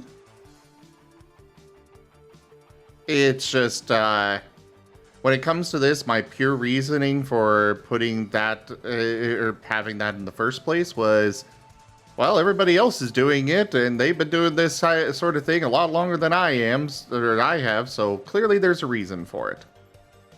I don't know the reason, but clearly there's a reason they have those work that way. Yeah. Well, I guess, actually, I want to look at Aviating's question first. Question: when the other party members agrees, does it consume the agreeing person's turn? What do you mean by that, Abby? I'm going to assume what he means by that is, let's just say, okay, I'm going to combo with Vector, and Vector agrees, and we do a combo attack. Does that consume Vector's turn, even though he's not officially gone? Speaking of Vector and the cutie. Hello. Hello. Actually, excuse me one moment. I need a TF. I guess it's more or less what the question is, right? So let's just say in the turn order, right? Let's just say A, B, and C, right? And let's just say C in this case is the A and C are allies, right? And B is like the enemy. Okay. So if, for example, A wants to use a combo move, and C is able to combo with them, does after A commits to the combo, when it gets to C's turn, is their turn already consumed? Meaning that they kind of skip the turn, or are they still able to do their own actions? So, when it comes to that, assuming I'm understanding your question right, so we'll say you got A, B, and C, and they are in the turn order in that order. A wants to combo with C. So A will essentially skip their turn, or rather delay their turn, to go at the same time as C. This is, of course, provided C agrees. We'll probably put in here that it is basically... We'll probably put in a note saying that it is a delayed turn. So that way, if they do want to call off the combo because of other things that happen in the meantime, they can. However, yeah, we're going to word it as A will delay their turn to coincide with C, or directly after them, one of the two. And but either way, it would be both of them putting their turns into that. So now, I was kind of thinking like wording it as like, essentially, when comboing, you take essentially the combo of the pair that you're comboing with, you take the lowest initiative. So essentially, that turn, the combo starts with the lowest initiative. That was the plan, yeah. Right. Yeah. I think that might be easier to kind of like to notate on, but again, that's just my thoughts on it. And I would assume as well, if let's just say B attacks A, right, like in the turn order, in that same theoretical turn order, let's just say if A is knocked out, for example, unconscious, essentially that essentially cancels that C's and A's combo. Yes, but C would still be able to act. Right, like they'll still be able to have their own turn, so has not been consumed, or yeah.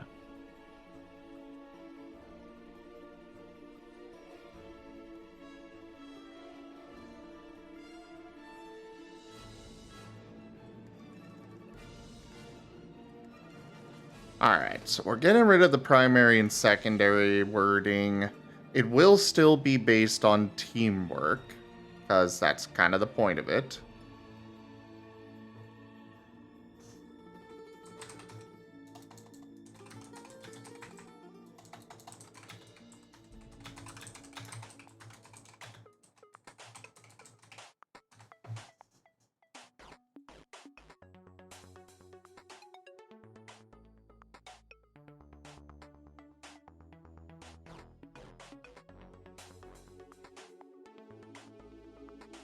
I do have a follow-up question that I want to raise, and that's I guess, like, the default flavoring of these combo moves. Because there's kind of two schools that, at least for me, kind of, like, inform my kind of stance on how to organize this. Also, the model has disappeared.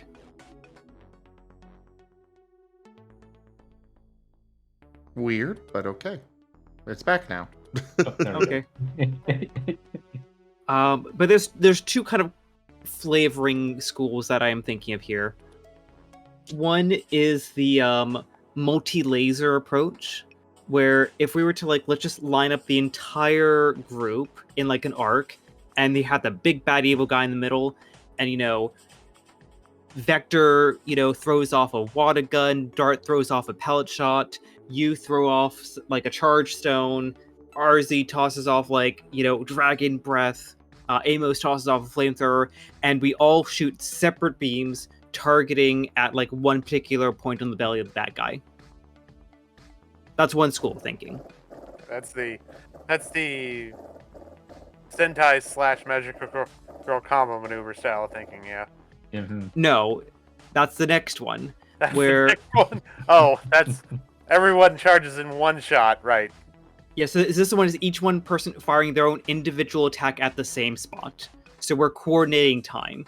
But the Power Rangers Magical Girl school of thinking is where, okay, we're going to combo. And then, we have like Amos doing a flamethrower ball that's just hovering there. And then Vector is doing some like water gun to like charge it up and cause it to have like a steam energy, and then we just like have infuse it with like metal bits and electricity and like dragon energy, and one giant ball of friendship and angry Pokemon energy just flies towards the enemy because teamwork.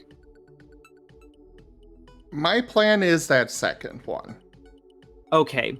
So my kind of like thinking then in terms of just make everyone roll separately kind of falls apart with that thinking. But I think the primary secondary thing is a little bit too complicated, and I think I don't want to tackle the typing of how you would handle like 5 creatures doing one combo attack of friendship. But So I would. On that front, now that you've mentioned that about it falling apart, that does actually lend explanation as to why they don't, why they usually are adding into the power of the primary, as I was wording it. Because if you were to go the route of everybody rolling their own thing, if in that situation, Amos misses, you got a combo going of Amos and Vector, and Amos misses their accuracy, then the entire combo attack falls apart. Whereas if Amos rolls his accuracy and adds his successes to Vector's roll, then Vector, he's got a much higher chance of hitting. And actually, yeah, because the whole point of this is to overcome somebody that has a really high evasion or a really high integrity. It's not just to overcome disadvantages.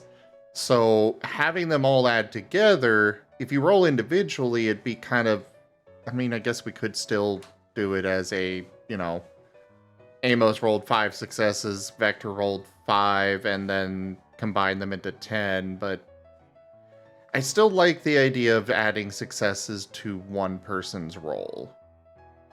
Yeah, where I'm trying to wrap my head around at the moment is what's the better process,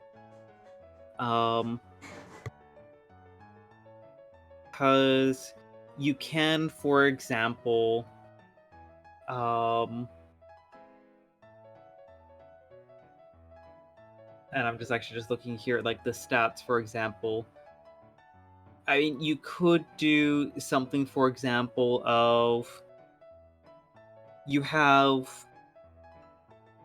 if you do a combo, you could say, hey, I'm going to add my, my willpower to the roll of the combo.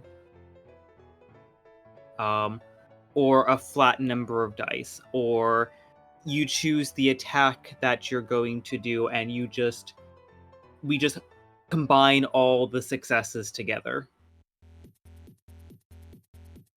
Kind of like as you were saying, like, if Vector got 3 successes on his water gun and Dart got 2 successes on his pellet shot, the pellet water gun shot, you would have 5 successes.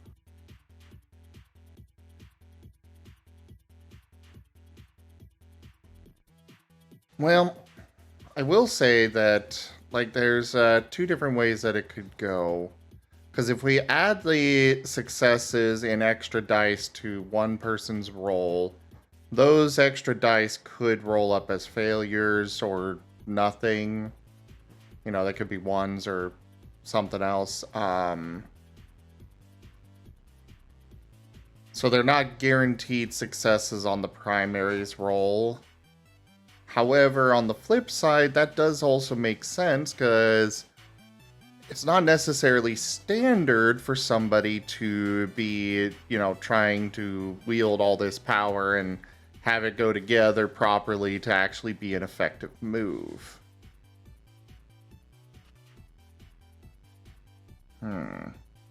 Yeah, the kind of the other complicating question I'd want to bring in is, what's the trade-off of using a combo maneuver? Because what's to stop, from us leading the combat with, the big Power Rangers group shot? We don't have to worry about healing or dodging. We're just like, you know what? Blast him! I mean, in some cases, that's the setup. I feel like from this case, like, to do comboing, the risk to do comboing would be essentially consuming everyone's turn to do one large attack. And if you miss, right, like, there's still a possibility, even though, yes, like, the possibility is decreases as the combo goes, but there's still, the idea of just, like, there's a possibility that you can still also miss. And essentially missing can be a huge risk for doing that, especially doing that much amount of damage for that. So I can see that there is essentially taking the entire team, and kind of taking the idea of the action economy. That is essentially you're kind of gambling that. So that's kind of how I'm seeing the risks of doing comboing. Good payoff, but it's also, if you miss, well, that's, 2 people's turns or more, gone for that turn. But at the same time, when it comes to the comboing, it follows a lot of the rule of cool. Like, it's just a cool thing to be able to combine things with others. And yeah, it is a limited use scenario as far as it being, actually useful. But it allows you, because, like, say the opponent has, like, 15 integrity. That's going to be very hard to get through. Like, for their overall roll, they are reducing damage by potentially 15 or more or less points for each point of damage. So therefore you combine them together, and instead of hitting, Amos hits for 5, that gets reduced to 1 because they rolled really well. They rolled enough successes on their integrity to reduce it. You still got that chip damage, but alternatively, you can combine Amos and Vector, combine their attacks together, and together they roll 15, and the boss only rolls 7, say. So therefore, instead of having one attack being reduced by 7, you're having that combined, that 15 being reduced by 7, leaving you with a lot more damage going through.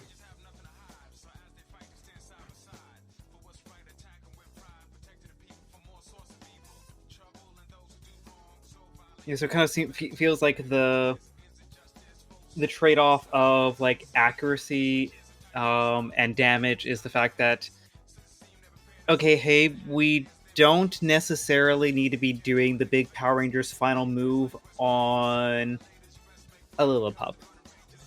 Exactly. This is, oh god, that's Giratina over there. And he is angry at us. Okay, and that's like, okay, Vector, you know what to do. Vector goes, opens his mouth. Dart puts paw on right shoulder. Jet puts paw on left shoulder. Amos just hops on top of Vector's back because I don't know. I will say that is not required that they be touching or anything, but... Come on! It's so cool, though. It is cool, and that is the sort of thing that I would hope a storyteller would give us bonuses through the creative system. And especially if we're all Pokemon or animals that are wielding weapons, we gotta be able to combine the weapons. Weapons are part of the combos, which is something that I was going to include as well. No, we need to like take like every sword and they just like somehow conveniently interlock together. And then we just swing one giant big sword that just doesn't actually make contact, it just like sends out an energy slice. I am all for that. Or just imagine, just like it's just, or you know, just guns that makes a bigger gun. Sweetheart, do we need to like just like tie Zim down to a chair and just have him watch Q Ranger? Yes, absolutely. Okay. Hey, Kieran. I'll bring the duct tape. You get the chair. What? Nothing to worry about. There is nothing to be worried about. Alright. I think I have food coming up, so I'm gonna step off. Alright, see ya. See you guys later. Here. Don't worry, Zim. You're going to love the theme song. Okay. I mean, I think they've unlocked the earlier... Yeah, monthly movie days, so we could set aside a day each month to watch on that. Those will be days where I cancel stream and we just do movie stuff on Discord. Oh, I will have to pick up the DVDs, or which should be pretty easy for me to do. I will have to. I have alternative solution on that probably, but yes. Yeah. Me trying to now find a GIF in Discord's library of a final attack from Q Ranger, which is absolutely hilarious. Oh my gosh, I love it so much. It is amazing. Also, it's just like go on. Real quick, Kieran, why would I have a collar? And Otters, you're a good hello, boy. it's good to see you. Well, yes, but that doesn't, collars don't imply good boy status. They just imply ownership. I don't have an owner. Yet. Get in the ball. Get in the Pokeball. Nope. Oh, well, Kieran, I've got a bandana. I'm not naked, I got a bandana. Ow. Really? Did you two plot that? You two redeemed that at the exact same freaking time.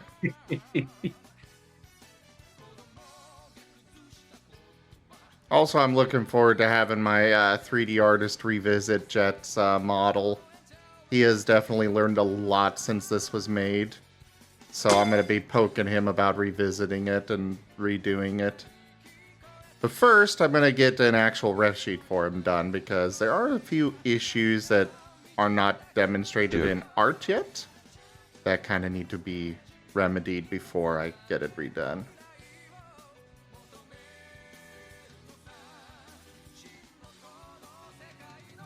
All right. I'm liking the idea of each person rolling individually and it gets added on together. Like added together instead of, successes from one going to the primary. I do like the idea of just having each roll individually. Though this does beg the question. How are we going to handle botches? Botches are when you wind up with a negative result. Because one subtract a success, and it is possible to wind up in the negatives on your successes. I feel like those should still carry through to the end result. You know what? The way that I see it as that trade-off there, a botched group attack like that just, blows up in the face. Like, we try to combine the power, and then it just fizzles out and, knocks everyone back. Well, what I'm saying is, say, Amos and Vector doing the combo. Amos rolls a -2, Vector rolls 5 successes. Does the end result become 3? I would say it becomes 3. Okay. I would say it should total up.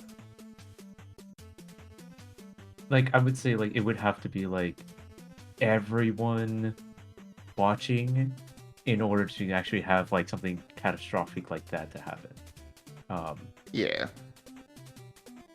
I'm gonna remove the willpower thing. Well, no, we'll allow people to use their willpower to help each other. I like that idea as part of this. I like, one advantage of the combo is you basically get 2 rerolls, or 3 for, however many people are involved in the combo. You thus get that many rerolls, provided the people have enough willpower for it.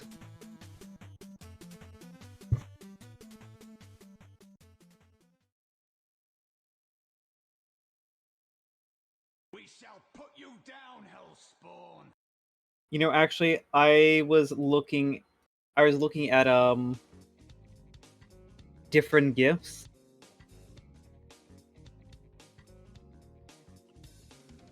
I think that kind of captures the sentiment.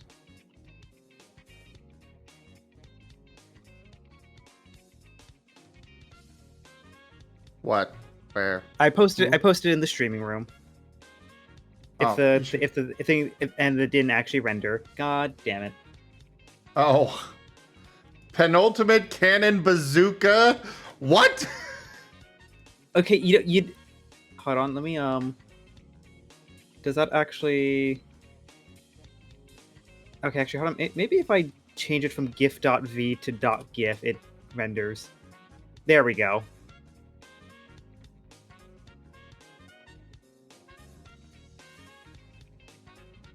Alright, I'll bring this up.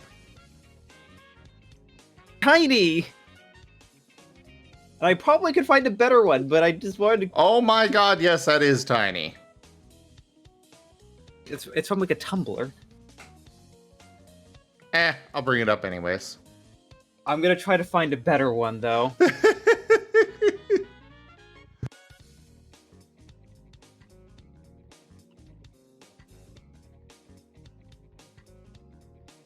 But I actually really like that one just because you kind of have that individual shot, but they all combine.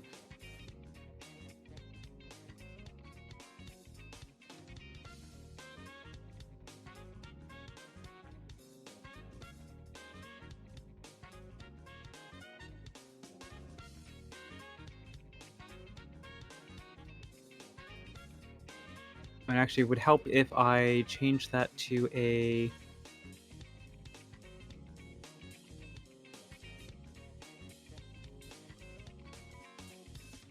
I might be having an artist come join us as well. Ooh.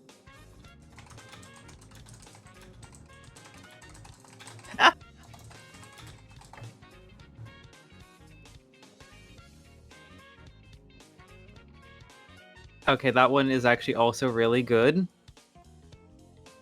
Remember how I was talking about weapons combining? Yes. For weapons combining, I will say that they are probably going to need to have a combo trait on the weapon itself. But Oh, don't worry. This example has a combo trait definitely built in. Oh no. Oh my god.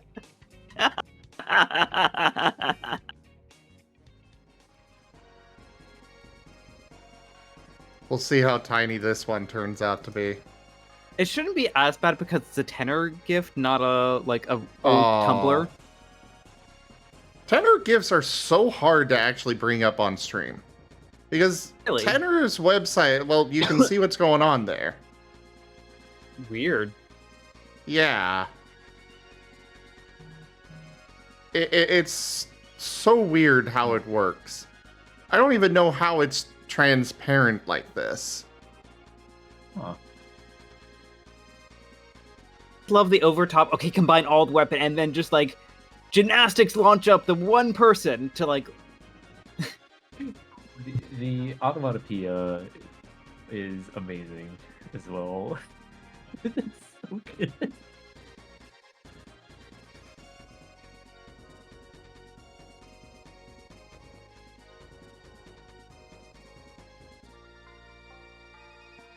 Alright, let me write up these changes here before we lose them.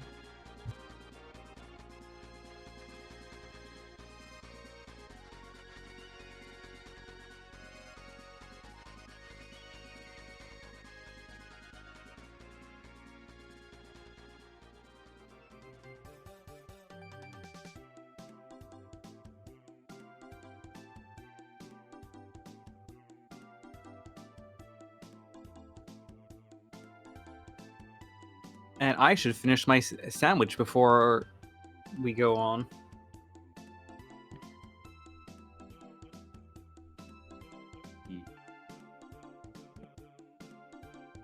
Nom the sandwich. Peanut butter. Ooh. And a Very giant glass of milk. Very good. But the question is it chocolate milk? No, I sadly don't have chocolate milk. No.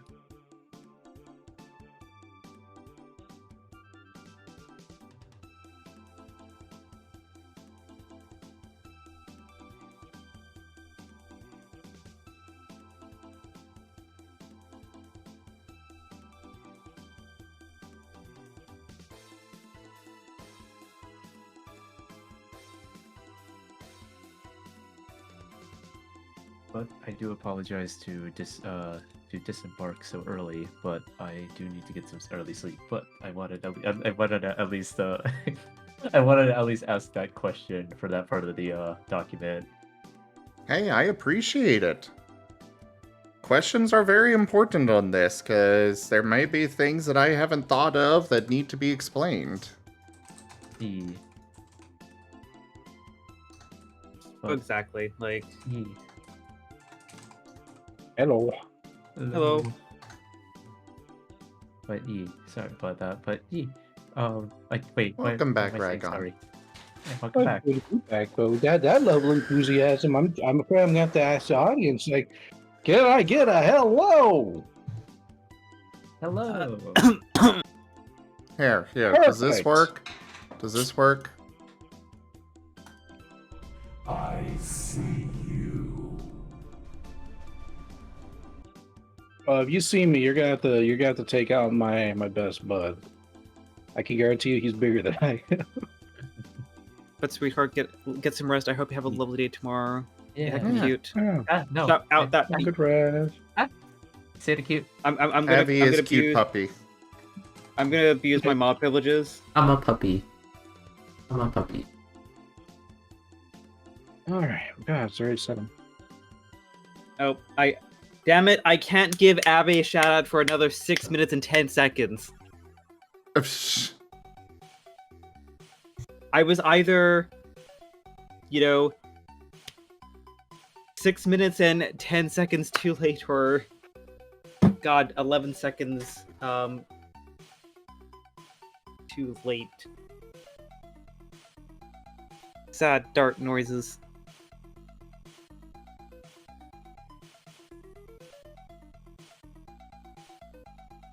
But while you type, I'm going to eat. All right.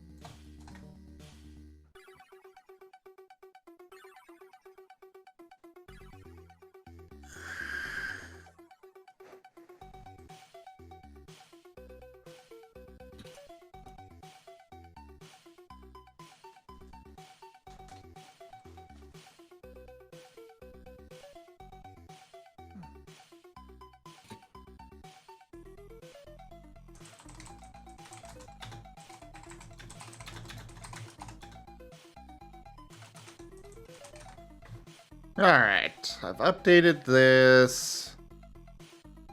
We are going to add in some more notes here.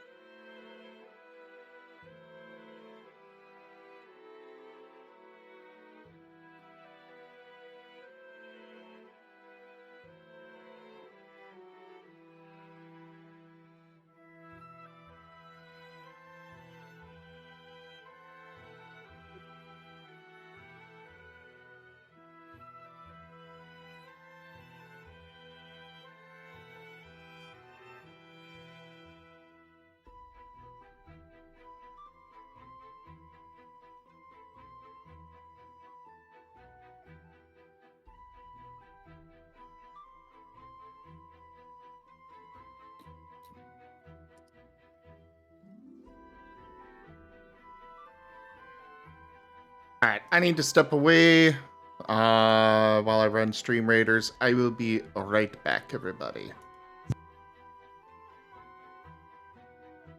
All right. See ya.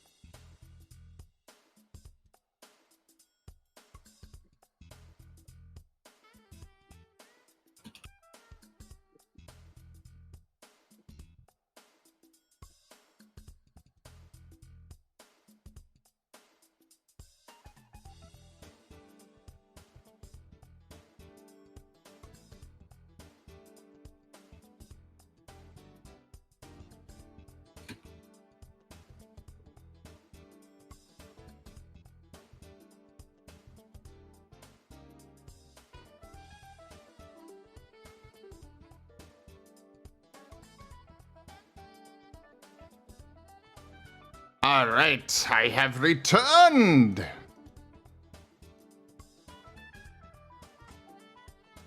Go place your troops, everybody. Did you forget the popcorn? I don't have popcorn. But I did get some granola bars. That's acceptable. Granola bar? I'm trying to get back on my diet a bit.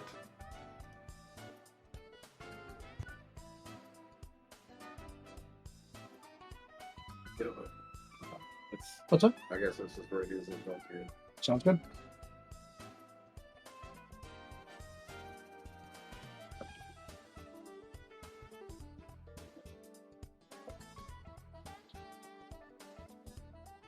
Well, of course, for everyone, I'm not going to be leaving forever, Merle.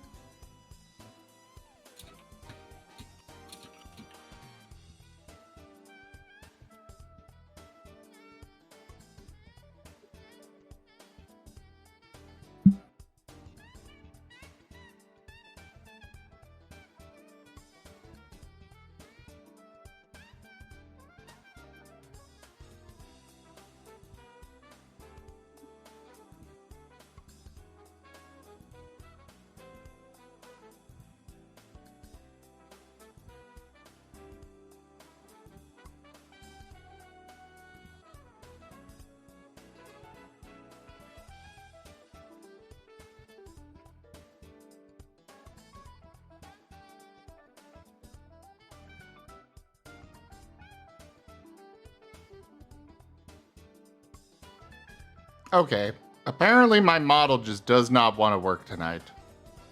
I don't know why. So we're going to switch over to the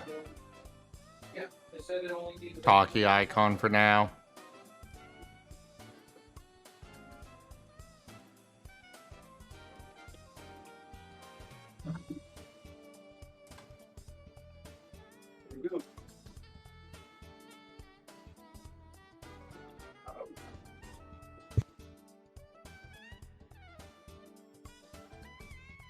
Oh, I know you do, Merle.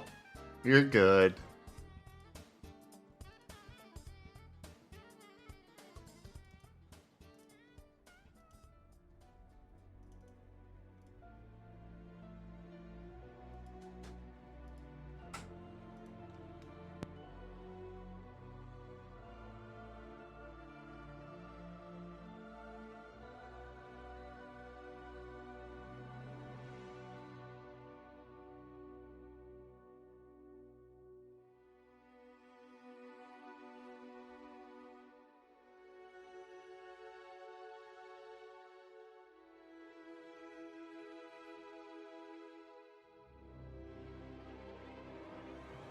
want this plate, or you want to wait for a second? You want this? No, you don't have one. I'm gonna make this salad now for the some. Are you straight? No. Nope, gotcha.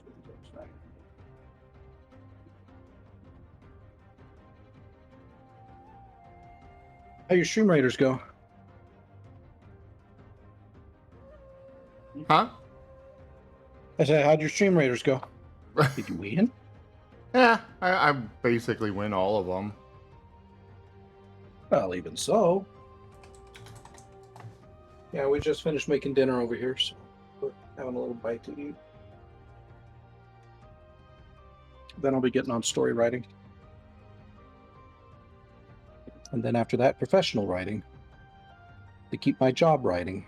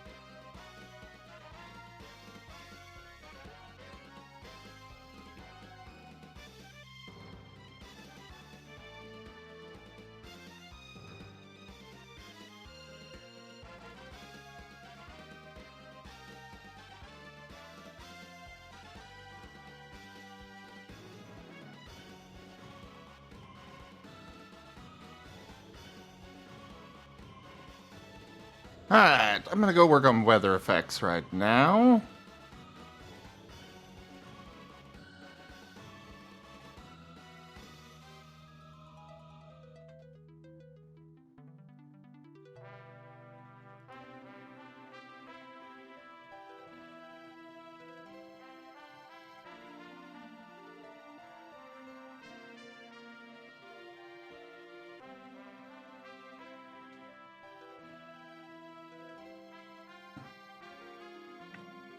Hmm.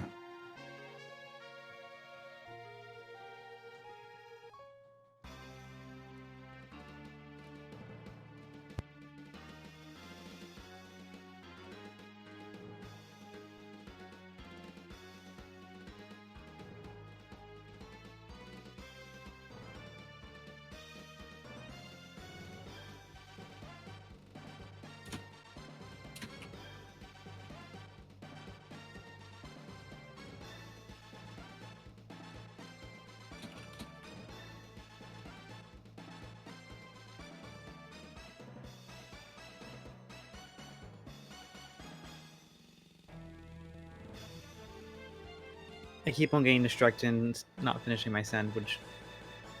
I was talking Pokemon in DMs. Oh.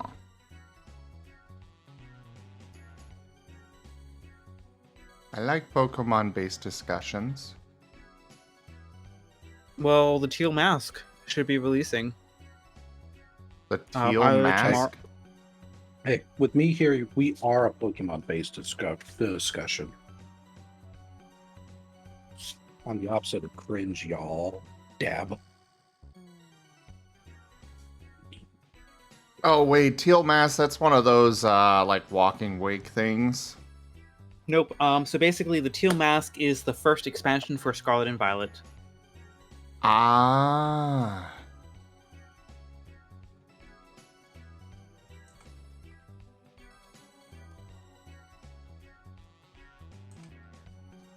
Oh, what did you think of the, have you looked at the desiccated, status effect?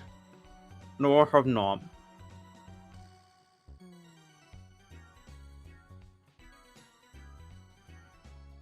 Let me finish the sandwich first before I get too distracted again.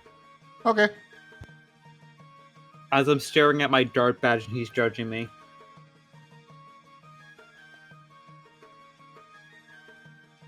All he says is dart and it's heckin' adorable.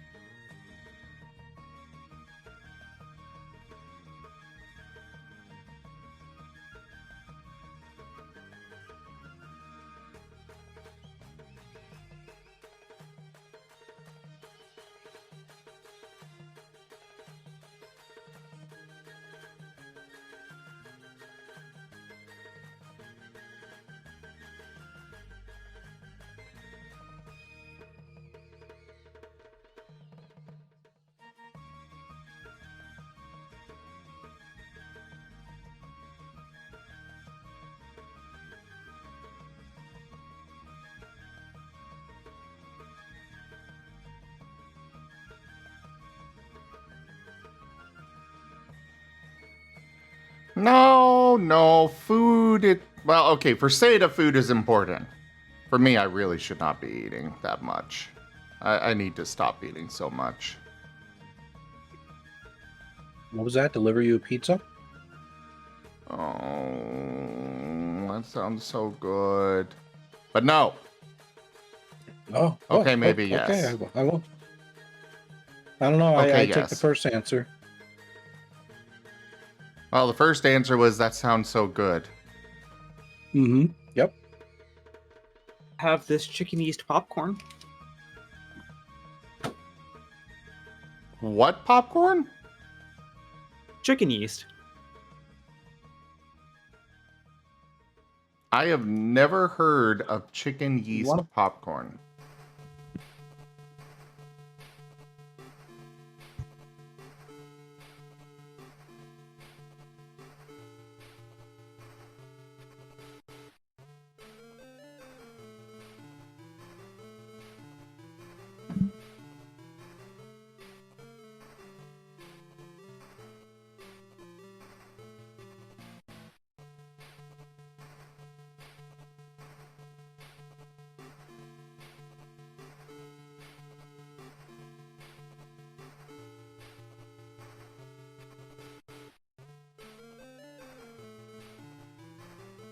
Though I'll be honest, I'm looking at the ingredient list and I'm trying to figure out where the chicken part comes in.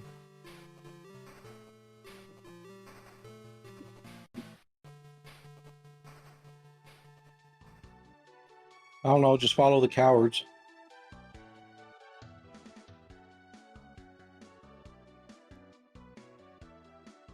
Actually, I got a better joke. If you're looking for chicken in a dish, all you have to do is just count the cowardlies.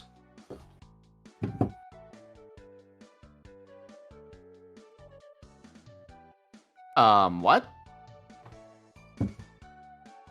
Cowardlies. It's like calories, but with cowards. Oh. Yeah. I still will never stop enjoying the discussion on Thanksgiving. My sister is vegan or vegetarian or whichever one of those it is. I don't know. I think she's actually pescatarian. Either way, no meat. We were sitting for Thanksgiving and she was loading up her plate with a whole bunch of gravy on her mashed potatoes, and I'm like, you know that has meat in it, right? And she's like, no, it doesn't. I'm like, yes, it does. And my mom's like, no, I made it out of the bottle. It's powdered. I'm like, yeah, but it still has meat in it. My mom's like, no, it doesn't. I would not feed her meat. And she goes over to the kitchen, grabs the bottle, and just starts reading off the ingredients. She reads off chicken and keeps going. And I'm like, hold on, back up there. What was that?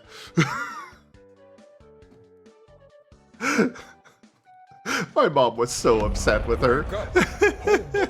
I'm so my glad. sister was so upset with my mom. I'm so glad that I Wolfham's actually is Chromate now underscore eating the popcorn as you were telling that story. 1011 raided my stream with 2 viewers. Hello, Wolf Mage. Thank you for that raid. I hope your stream went well.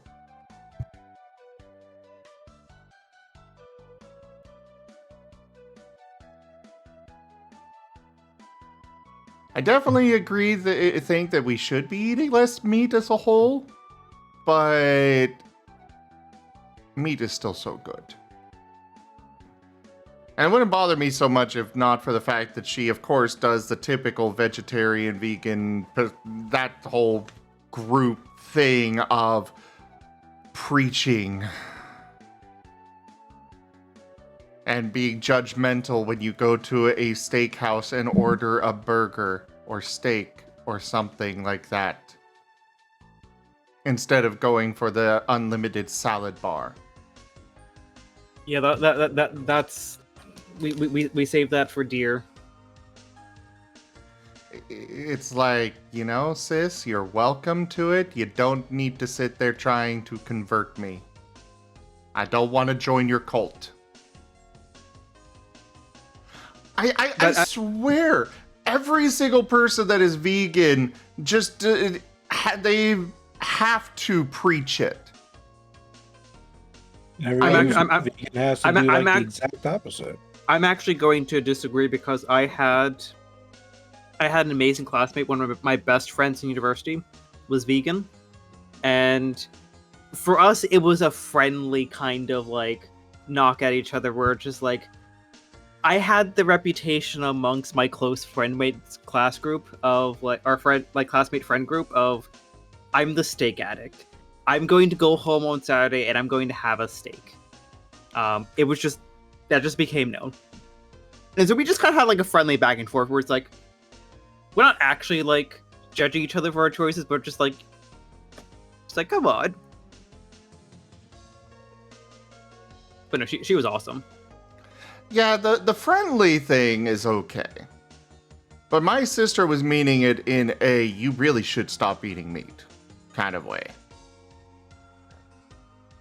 You know, the whole, you know, that used to be a living thing, right? Well, yeah, so did your salad.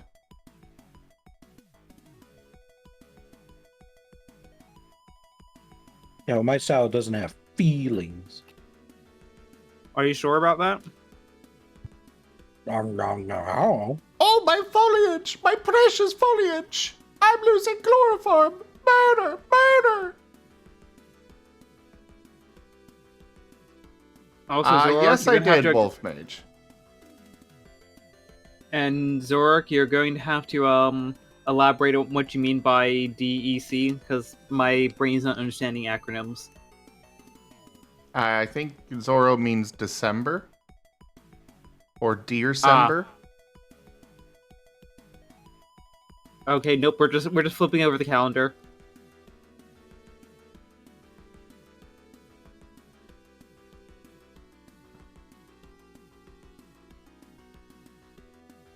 Look, we're not doing, you know, the Dear Seda Christmas calendar. Dear Seda, what? Mirai!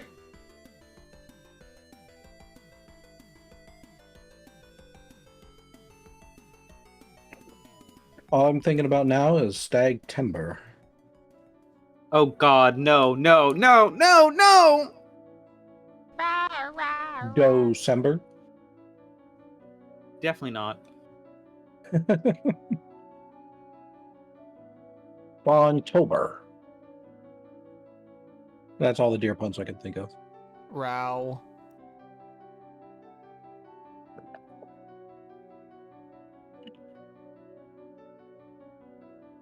Hello there, Gabby. It's good to see one you. of my clients invited me to go hunting and fishing with him sometime. Oh, jeez. Yep, if you're ever up in my part of Montana, I'll take you out. And it's like, oh, I'll keep that in mind. Me, who never leaves my house ever for anything. I saw you Yeah. smile. You know. You don't know what you're talking about.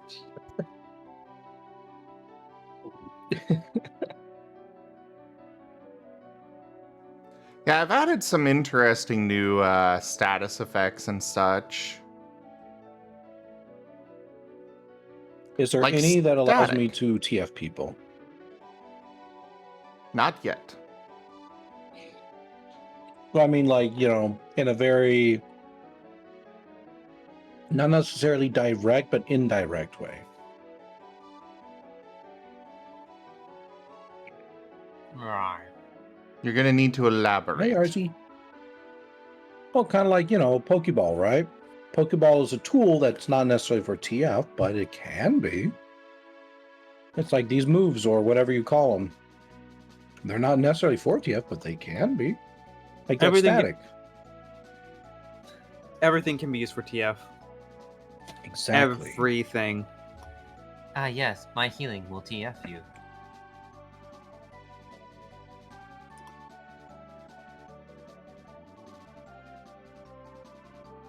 Gosh darn, now things in my mind. This is your fault, Seda. What have I come to? What have I done? I'm just eating popcorn watching the clips of the freaking Moopsie. Huh? Moopsie doodle.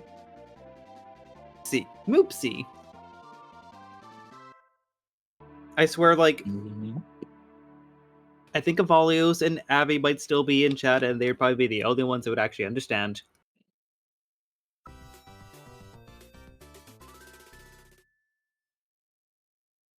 Well, I mean, I could do something about that, but I also just don't care. Fair enough. But I do like the noise it makes. Moopsie. It is heckin' adorable. Mm-hmm. And terrifying.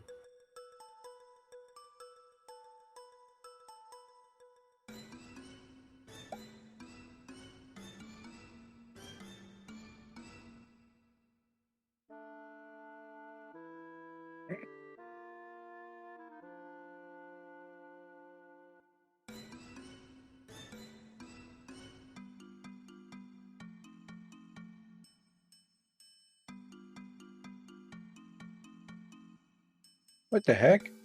There's a little thing here. It says, like, budget superpowers, pick one. And all of them are like, they're all right. Like, see in the dark, invincible only to bullets, turn gold into less valuable materials. And then it says here, can sleep 8 hours and 30 minutes. I'm like, I'll take that one. Being able to just go for a short nap and then continuing on with my day, that sounds awesome.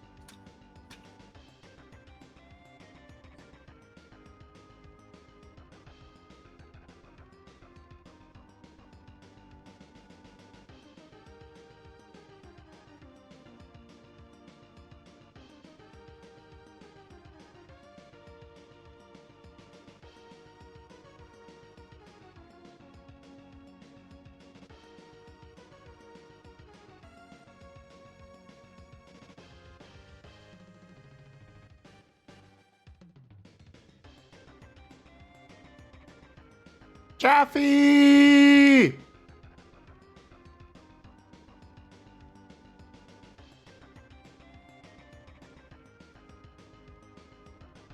really need to get back to work. Yes. Right. The reason I scrolled up here. Static. Yep.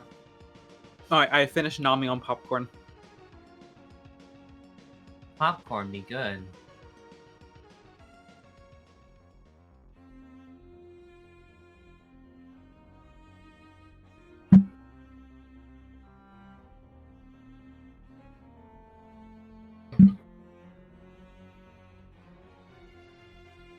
I have no idea, Gib Gab.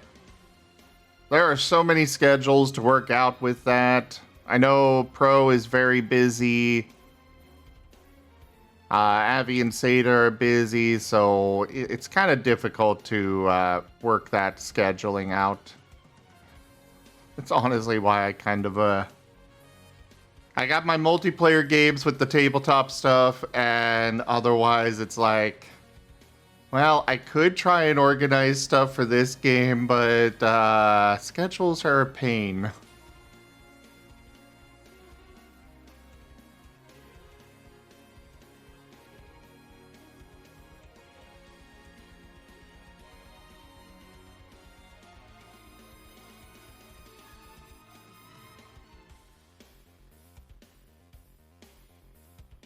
Avi and I have been actually having some discussions and practicing. I know Pro wants to practice with me too.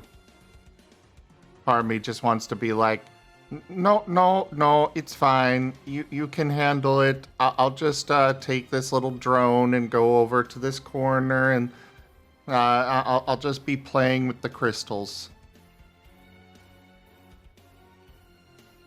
I guess the better question is, which race are you guys going to do? I would leave that up to him. Honestly, it's probably just going to be you two versus him. Like, I'll be there, but I know my skills for PvP and such are not up to par.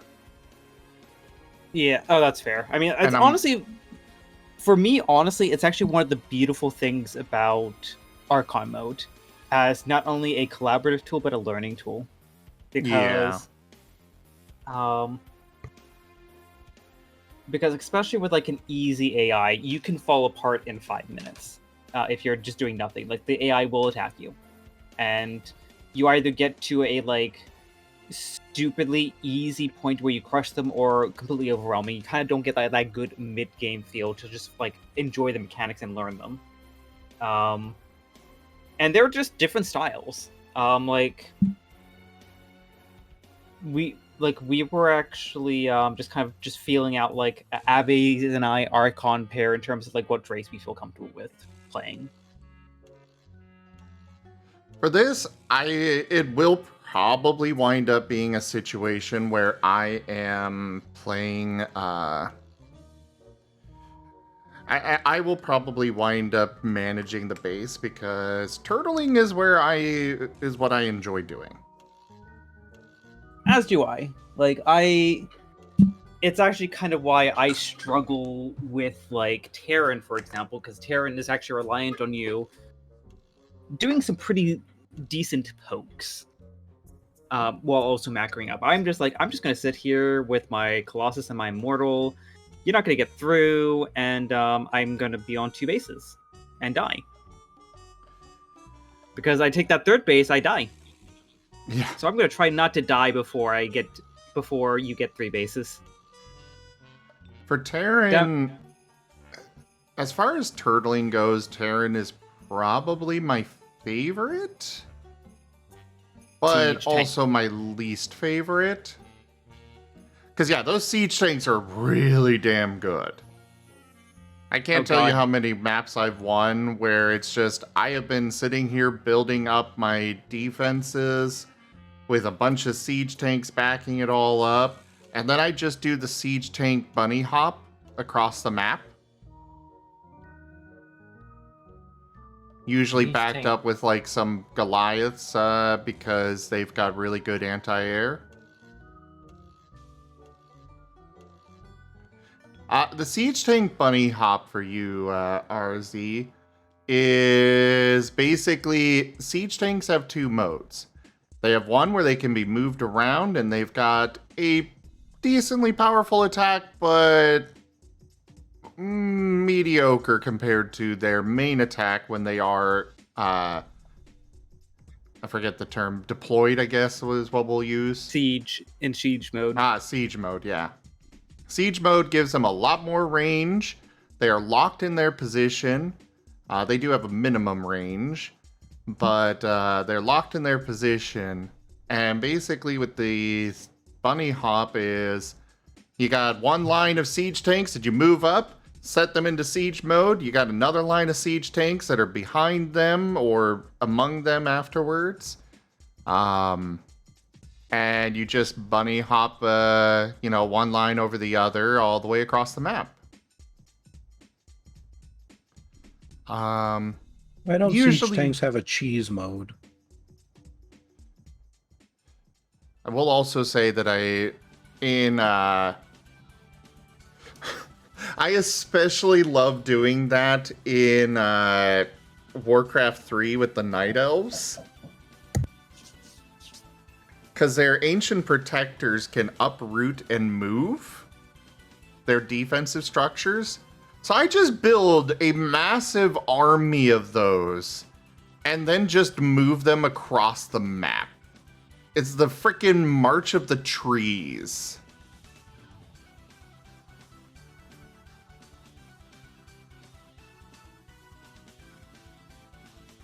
Damn it, I want to boot up StarCraft now. I kind of do too, but I want to get some work done. I want to at least finish up these weather effects. And I gotta finish my schedule. And I gotta figure out how to turn chanks into cheese. How about you make a tank out of cheese? Become a world-famous cheese carver. I think I already know which nationality I shall have these tanks represent. The Swiss. I think there's a lot of holes in your plan. Damn it, I think you're right.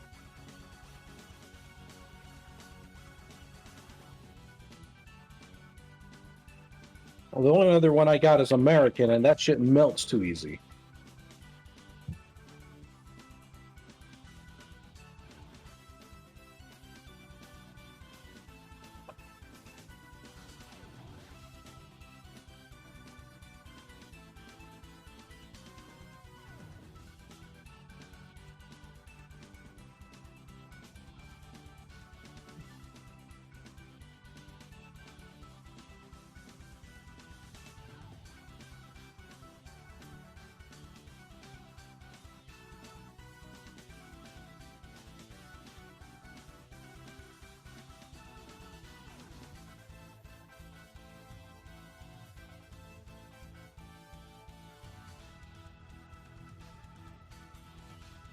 I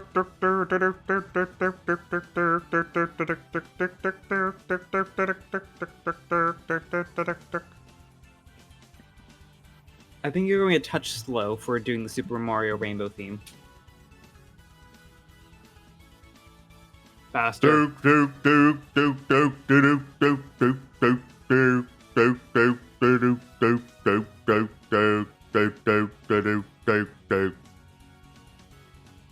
That better?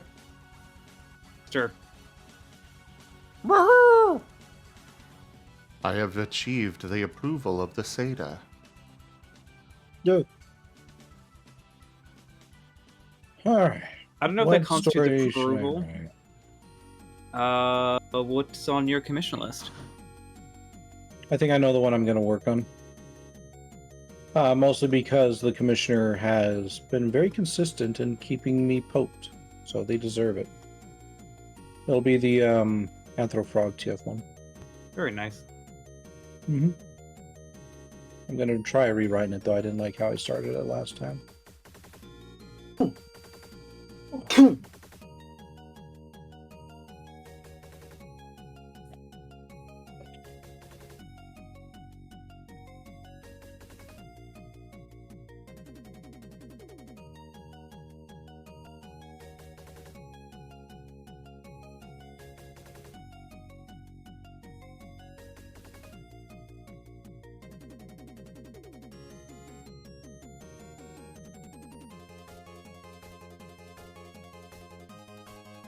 I got a little ahead of myself there.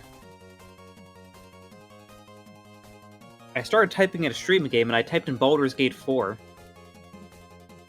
I briefly broke reality. Yeah, we'll get that the next time the gaming industry just completely falls apart.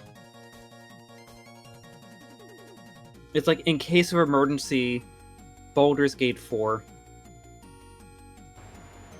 Smash glass. We have a fire! Quickly, get Baldur's Gate 4! Yeah, fire? Oh no. Yeah, either the tears of the critics or the gushes of the fans will be enough to put it out. What did I come back to? Gib Gab, there is no particular StarCraft race that I enjoy playing. I actually enjoy all of them equally in their own little ways. He says as he holds Terran closely and says, "You're my favorite." No, definitely not. As far as appearance in general, I like probably the Primal Zerg are my favorite for appearance and such. Zergling are adorable as well. Whether they are Primal Zerg or regular Zerg.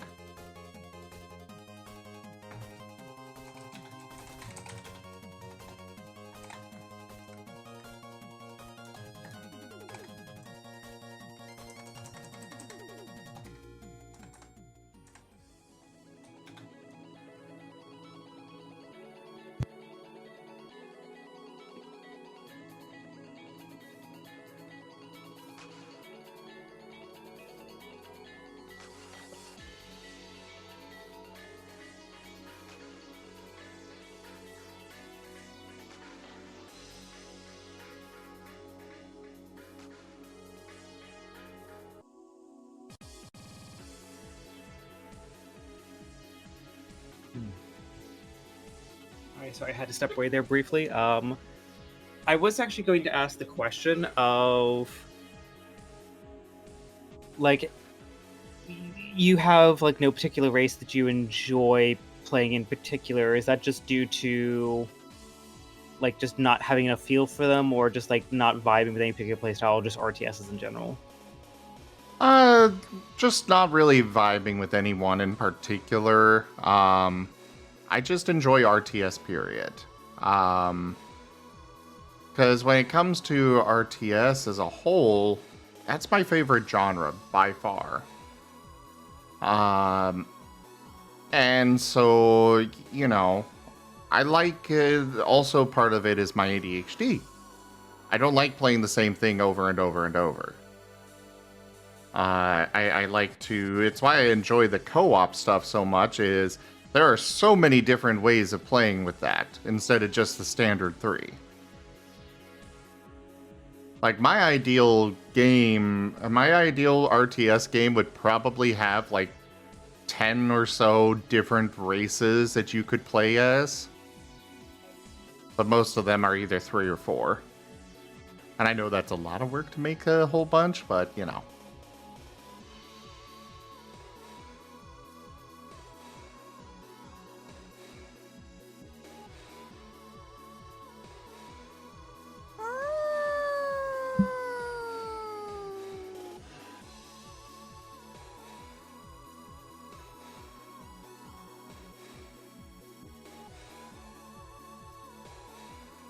So I will say with Warcraft 3 at least, my least favorite race was probably the undead. Mainly because their defensive structures take up so much space compared to others. Hey guys, I'll be RB. Okay.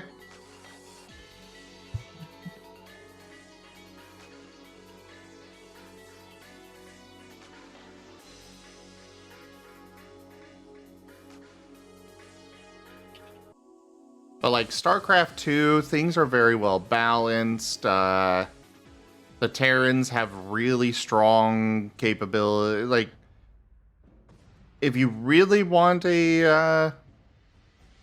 when it comes to me for really figuring out what I like, it's turtle capability.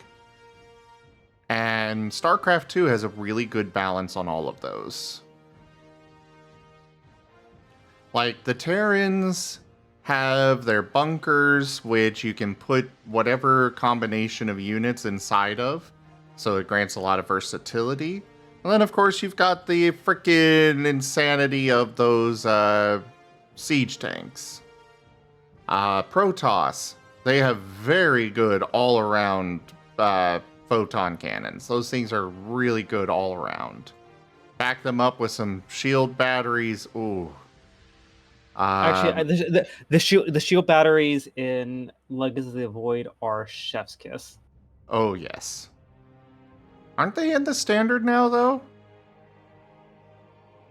I don't think they're in standard, but standard is Legacy of the Void, like the actual like multiplayer. I mean, yeah. Okay, yeah. And yeah, they're actually like honestly what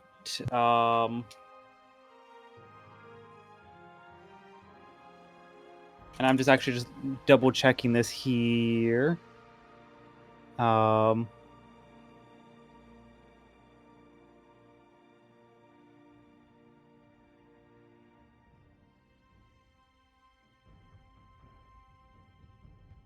while you're checking that, for Zerg, you've got the, spine crawlers and spore colonies. Both are really solid buildings. And then you back them up with lurkers. Sometimes I will keep some burrowed hydralisks outside for anything that gets is outside of their range for attacking. Yeah, and actually, yeah, the Legacy of the Void shield battery is actually really nice because they removed the mothership core, thank God, and it basically filled that defensive hole. So you now, not as opposed to relying on a single movable mini hero unit to defend your base, you actually have these defensive buildings that you can strategically place, and it restores the shields of your photon cannons and friendly units.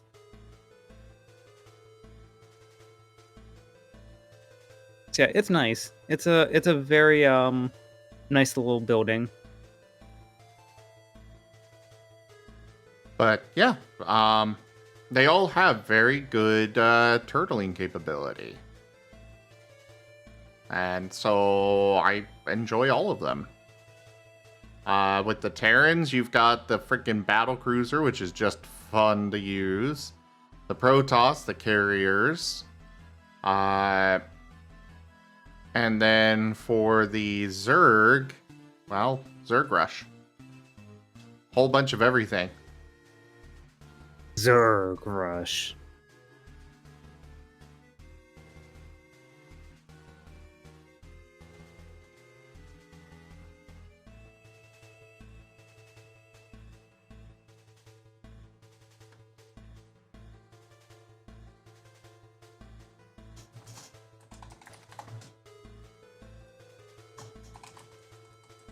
Wow.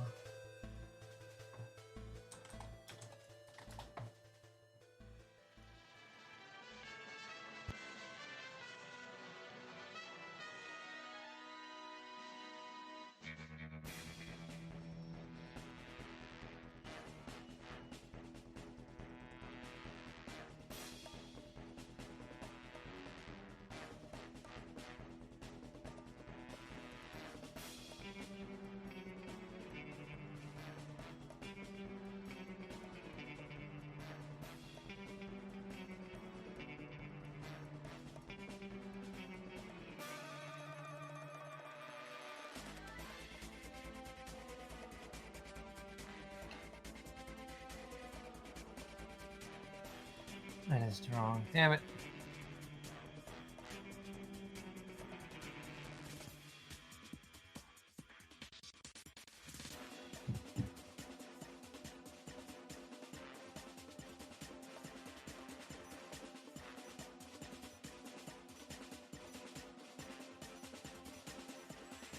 Hello there. Hey, Duke. it's Pop. Hey. Duke. Hey! Is the Rex. Heyo. Currently driving to Dallas right now. Hope I don't sound too bad. I can mute. So far, you're good. Oh, good. Yeah, what y'all up to? Working on the RAOW system. Yeah. What you got working on? Is it more of the status effects or the combos? No, what's that? We settled down on the combos. We've got it at. Actually, I probably should. I don't think come to think of it, I don't think I actually put in what we were discussing on it.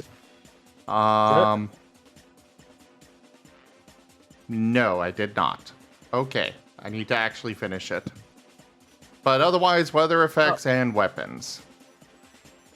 Okay, not too bad. And like weather effects. Oh yeah, that's gonna be a good one to talk about. By the way, what's up, Darday? I'm gonna say it wrong. As Arzdu? Arzadu.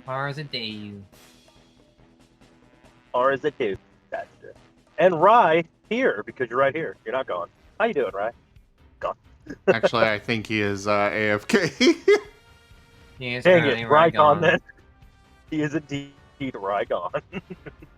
Oh dang.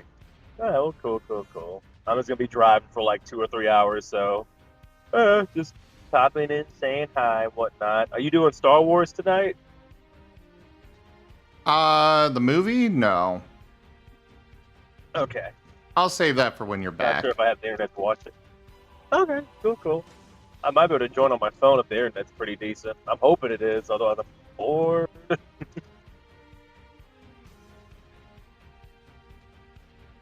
Trying to find like fighting game meetups or something. Maybe there's a tabletop meetup. Shoot. Although tabletop meetups are usually like weekly things. I doubt there's like a jump in one day tabletop game I can do. Just trying not to be bored. Actually look into the Pathfinder Society and the D&D Adventurers League. Those run all across the U.S. At various hobby shops, and they actually are designed for a drop-in, drop-out. You are meant to have a uniform experience with one table as another. So you can literally just go join a table for one session, go back home, and then maybe join another one in the local hobby shop. I used to run some. I used to run some Adventurers League. Oh, dope. I didn't know it could work like that. I thought it was like always a thing that you kind of stayed consistent on, like episodes and whatnot. But okay, cool. Drop in, drop out, tabletop. I will say they have some rules on all of that, but yeah. Hey, I do things. Fair. How are ya?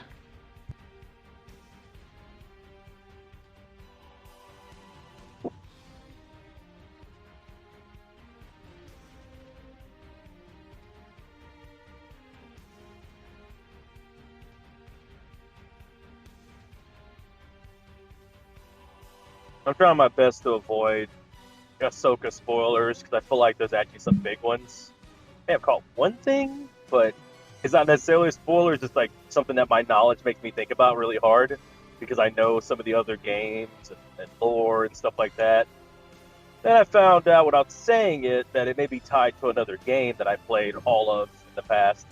And that's kind of interesting if they have some lore to do with a certain person that I won't name because I don't want to go any further. But yeah, interesting stuff. Let's see.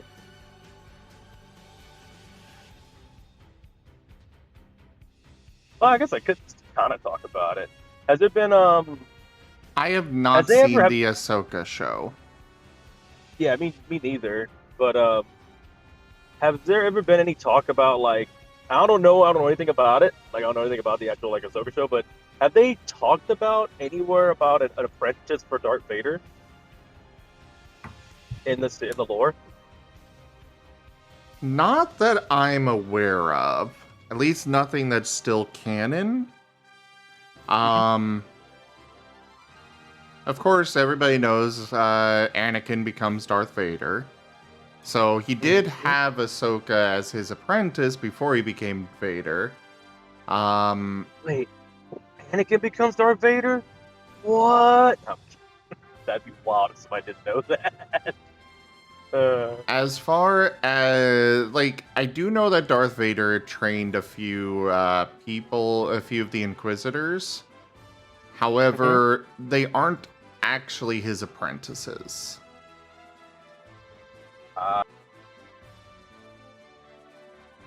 Yeah, they've only had a game where he had an actual apprentice, and I don't believe they want that to be canon. It's Disney that has it. From what I know, the games are still canon. Games and movies and such are still canon. Yeah, it's hard to However, tell. I will say, well, no, I won't say because they're spoilers, so.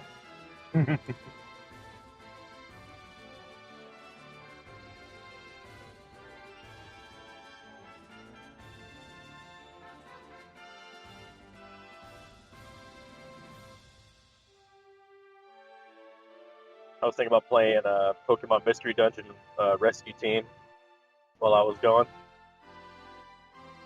Throwing that up. Still gotta beat Explorers of Sky, though.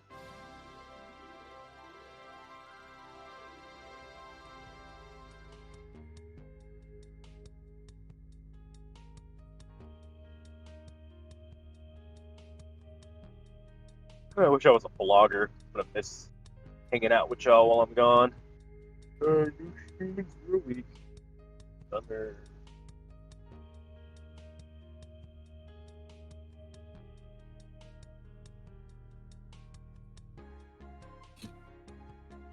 Think of what else you have on your list of things to kind of focus on. Seems like you're already hitting the big spots. You hit the combos, you hit the status effects. Now we're on weather effects. Thanks to Abby's influence, we are Power Rangering the heck out of the combo. Oh yeah, it's good to hear. That's like literally something I was going to play with whenever we got to actual like our first combat. I wanted to like try different combo setups or team moves and see how it would work with the engine too.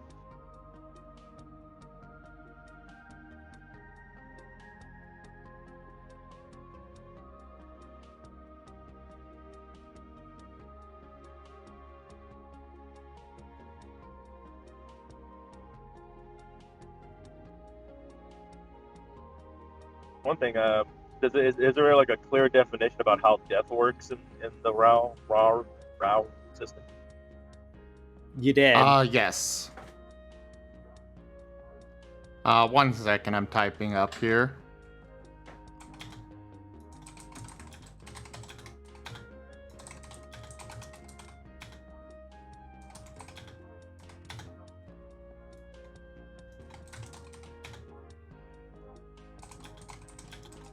For a second, I thought you were singing Bowser's World theme. No, the jazzy one from 3D World.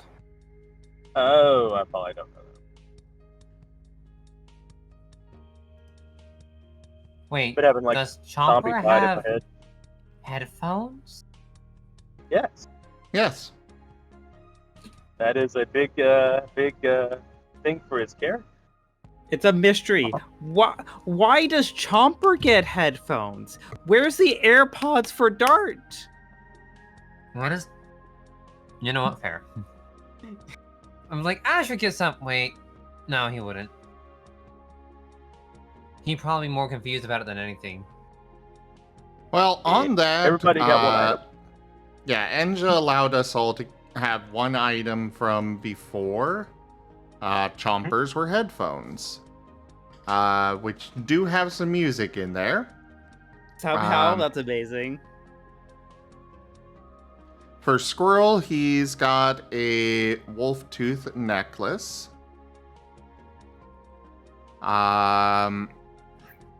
For... I know Scruff had a... Scruff has a compass. has a necktie, and then Vane has goggles.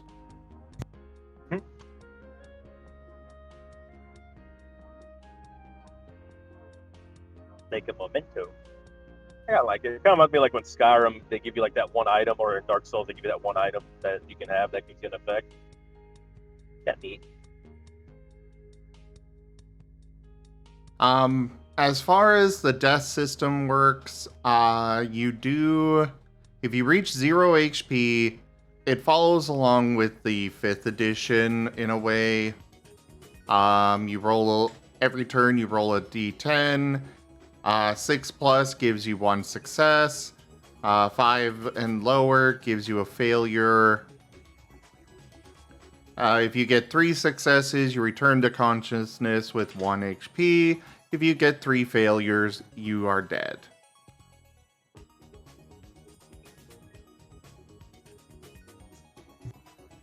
Understood. And they have their own special stuff for the world, depending on which one. But for the Pokemon world, I guess dying in a dungeon would be a little different than dying in a, other campaign. I'd have to see how Enja handles that, but my guess is that when you reach 0 HP, you just teleport out instead of doing the success failure stuff.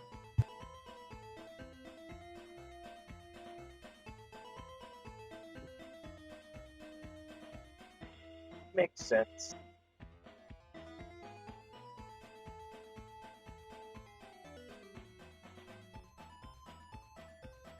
What are you up to over there, Dart? Just finishing doing my schedule before I start deep diving back into helping Zim with the RAOW.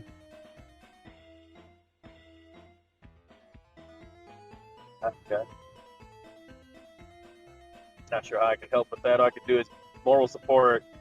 Hurrah, hurrah, you got this. I just finished. Wow. I just need to do like one other quick thing and I'm done.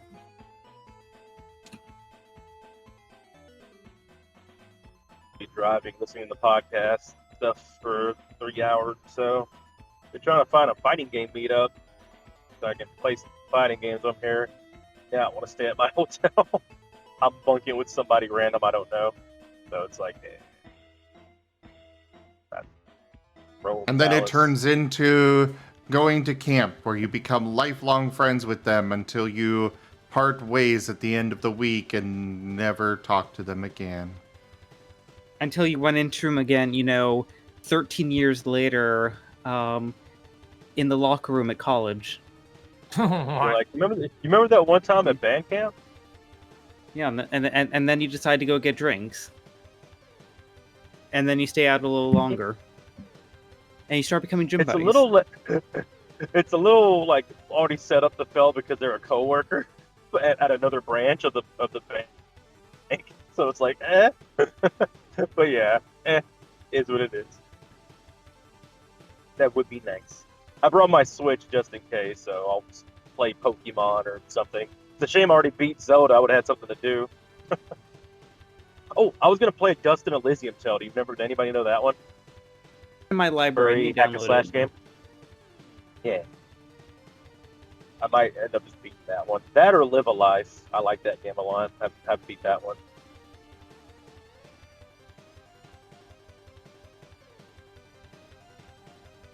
I mean, dang, if I could if this phone works like this, and I'm not sounding too bad, maybe I can join for this Wednesday. Yeah, you sound fine to me.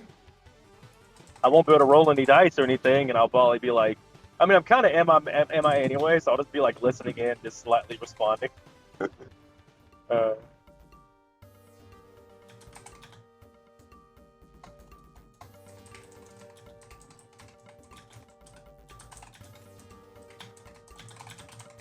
We'll see. I have to go somewhere private and whatnot, because like I said, I don't have a room to myself, so I'll be on my phone somewhere, like at a Starbucks.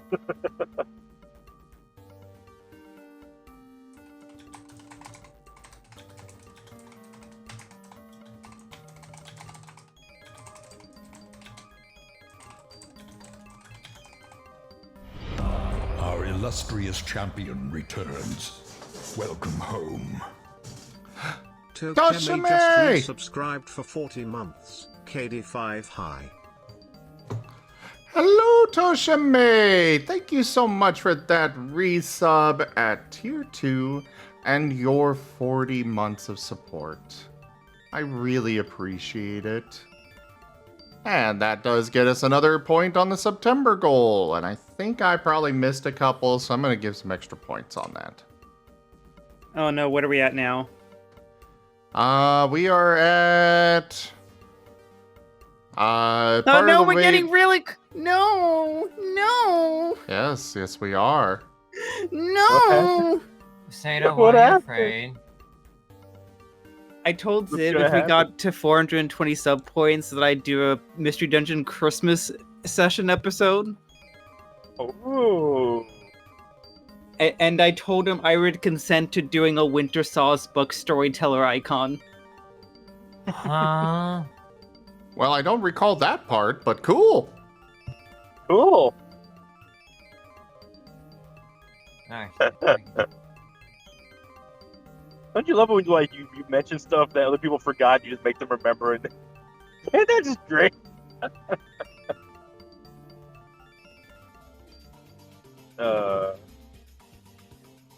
Looking forward to seeing that.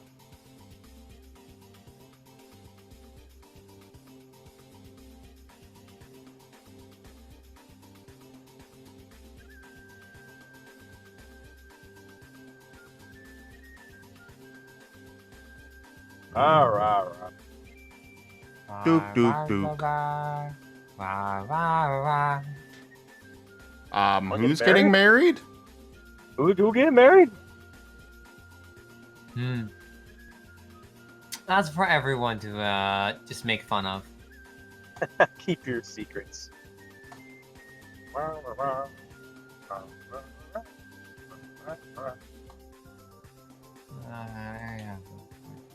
Okay.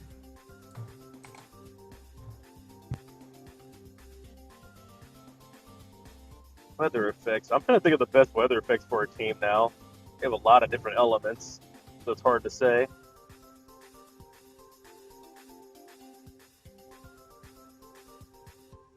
Water doesn't hurt anybody, right? There's no... yeah. All weather effects in this system are able to hurt people. Damn, Mother Nature, you scary. Alright then. I mean, even rain can get severe enough to cause harm. Oh yeah, that's right. We have a bird on our team. Drowning! Help, I'm drowning! Yeah, well, I'm a water type. Like, what? What's wrong? But yeah, we do have a bird, so that might hinder their flying or something.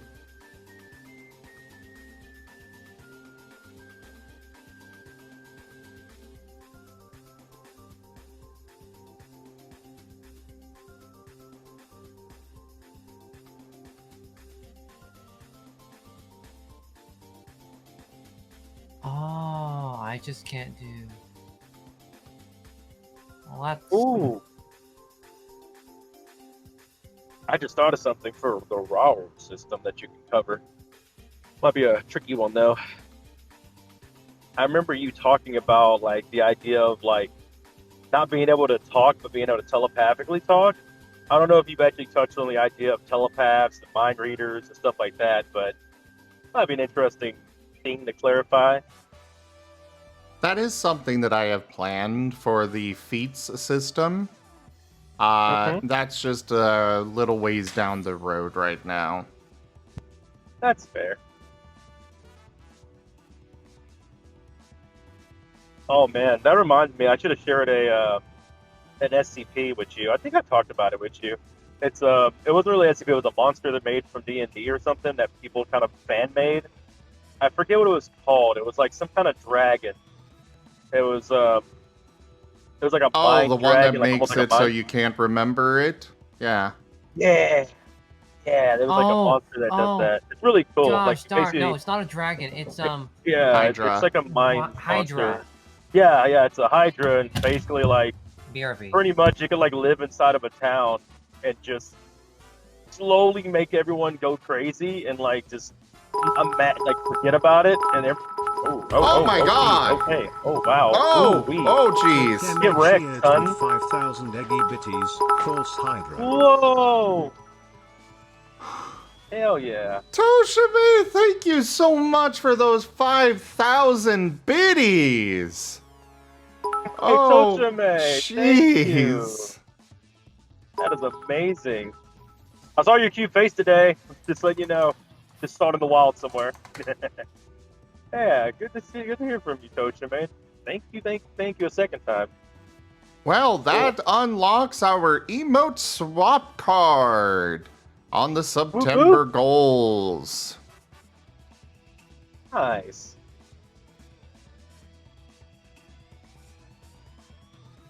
Emote swap. Nice. That's gonna basically swap around your tiers on your emotes. Basically, it'll be a card through Streamloots where there will be 2 cards associated with it. One where you can get a new emote commissioned. And then another where you can swap around where they are. So like if there's one that you want under the, if there's an emote that you want that's currently available to those that have given a bunch of biddies, you can have it moved to one of the tier 1 sub emote slots. Okay. Oh. Nice. E30 time. But seriously, Toshime, thank you so very much for that support. I really hugely appreciate it. Also, I am going to go ahead and make the tips only to, you know, 250 each point.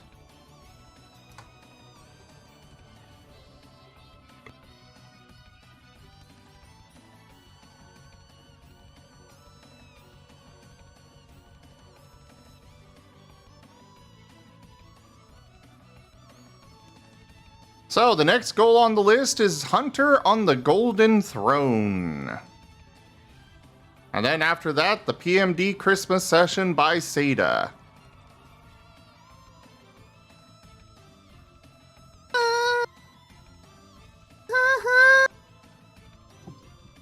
Actually, it's a little bit more down the list than that. But I'm sure we'll complete it by then.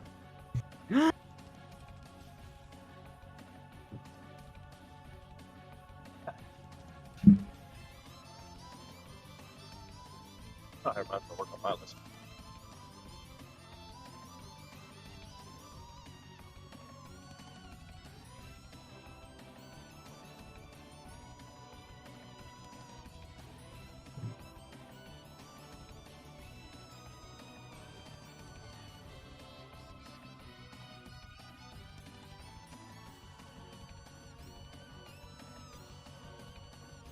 Oh, I can see the chat right now. I'd ask some questions to y'all. See what y'all's favorite thing about like tabletop books. Like, what do y'all like to see in a tabletop book when y'all read it? Because when I read it, I like to just I like the rules and everything. That's good when I'm gonna play it.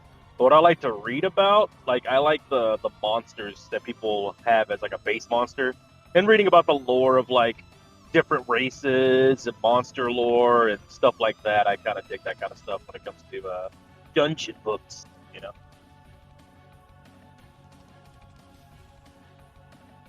I think my favorite one was I was reading the Warhammer one and learning about Skaven and how their society works. That, and I love reading about Eldritch Horror type stuff.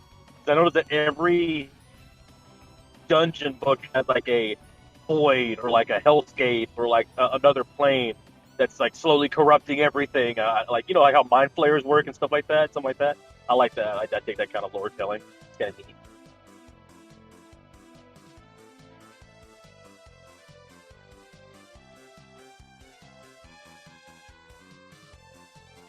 Again, I love SCP, so literally I love anything to do with like explaining the unknown and a little bit of horror mixed in there. You know what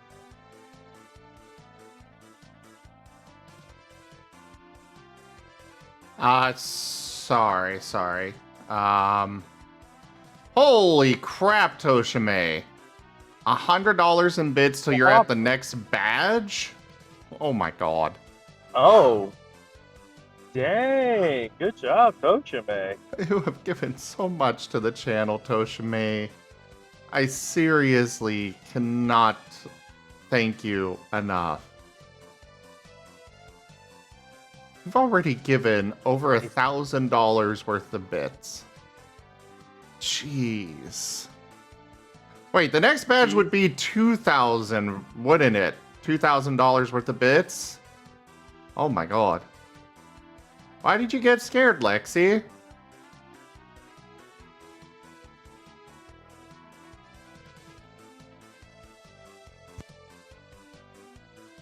Is he scared?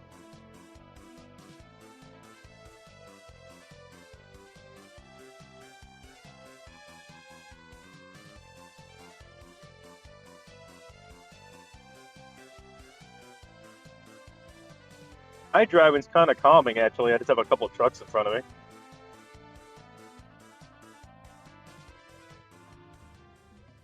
But, may head out of here soon. Just listen to some music and whatnot, too.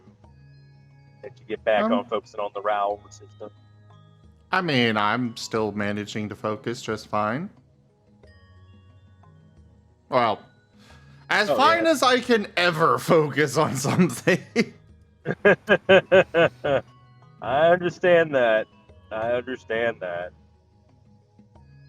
I understand how it is to get lost and like caught up in something like that because I worked on stream loots for like supposed to be an hour and I ended up doing the whole stream just messing with stream loots. So yeah, it's fun to get caught up in something you're working on.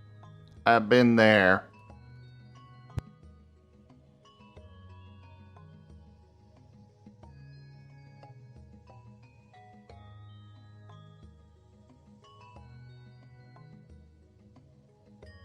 Plus, I'm feeling kind of like that on the road, kind of like it's not really a blues, but it's like you're on the road, you're by yourself, you got that trucker vibe, you got like a blues, jazzy blues. You don't feel bad, but you're ready to just kind of sit back, listen to music, and just unwind. I guess that's starting to hit me. Hey, I need to think of some songs to play. I mean, I don't know what to play. I don't know. Green is on RAOW. All the RAOW. And cute little Marten. Somebody sent me a Marten. If RAOW had a theme song, what would it be? You got a Marten? Okay. What would be a Marten song? If you could like have a song for a theme for a Marten, what would it be? Benny Hill theme. But with Dukes. Just the Benny Hill thing. But with Dukes, yes.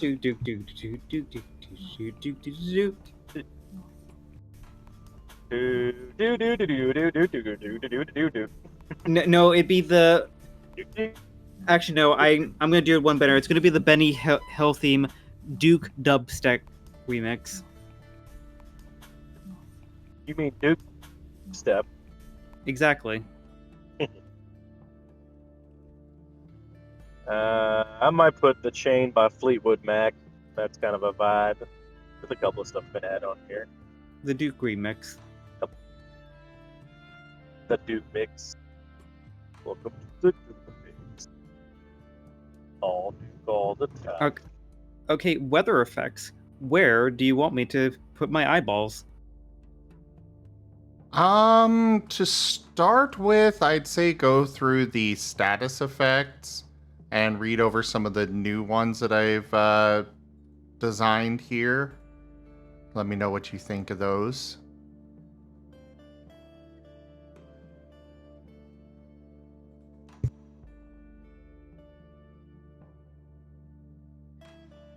Most of them are probably in blue. Status effects, polymorph status effect. What status effect? All of them. Just the new ones in particular. The ones in blue. In blue. Dirt.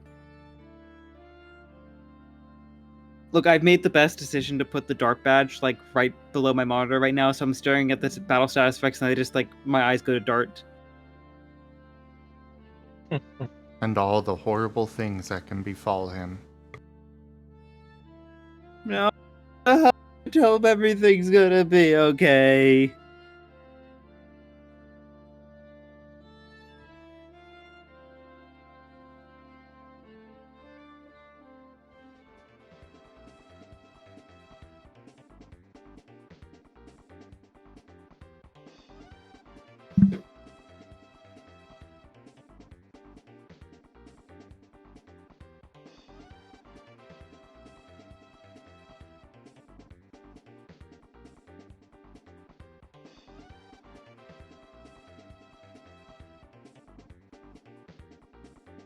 Okay, I like Berserk. That's very good.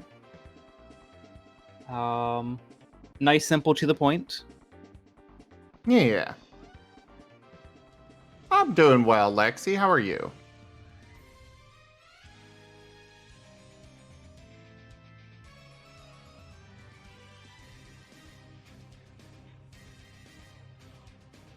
Good to hear. Good to hear. I'm interested. I'm interested to see what you do with like fear and intimidate and all that.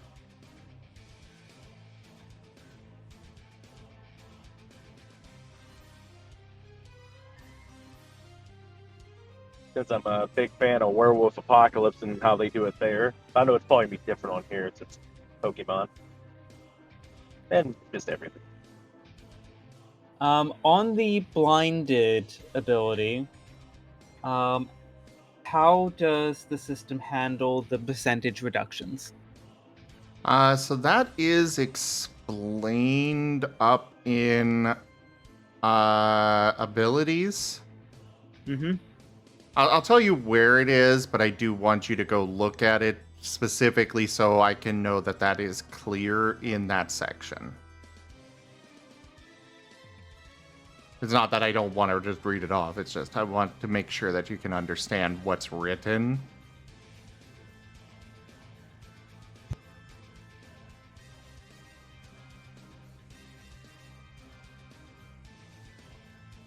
Is it directly under abilities? Yeah. Okay, let's see. Oh, wait.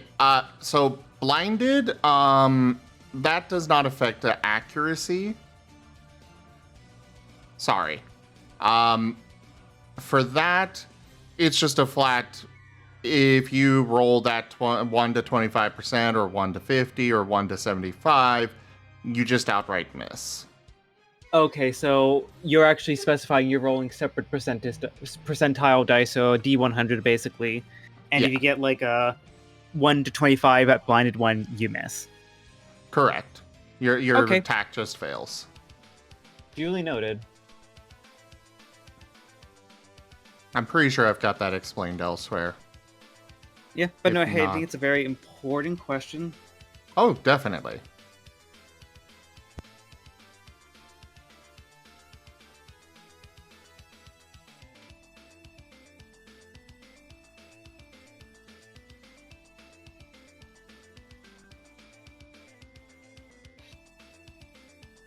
I think in one kind of approach, a pass that might be worth making through all this is that if you're doing everything based off of a D10 system, it might actually be best to turn these percentiles into just a straight roll in the D10. So while I would agree with you on that, typically when you do roll percentile anyways, it is just a 2d10 being rolled. Unless you have a special d10 die. Very fair. Yeah.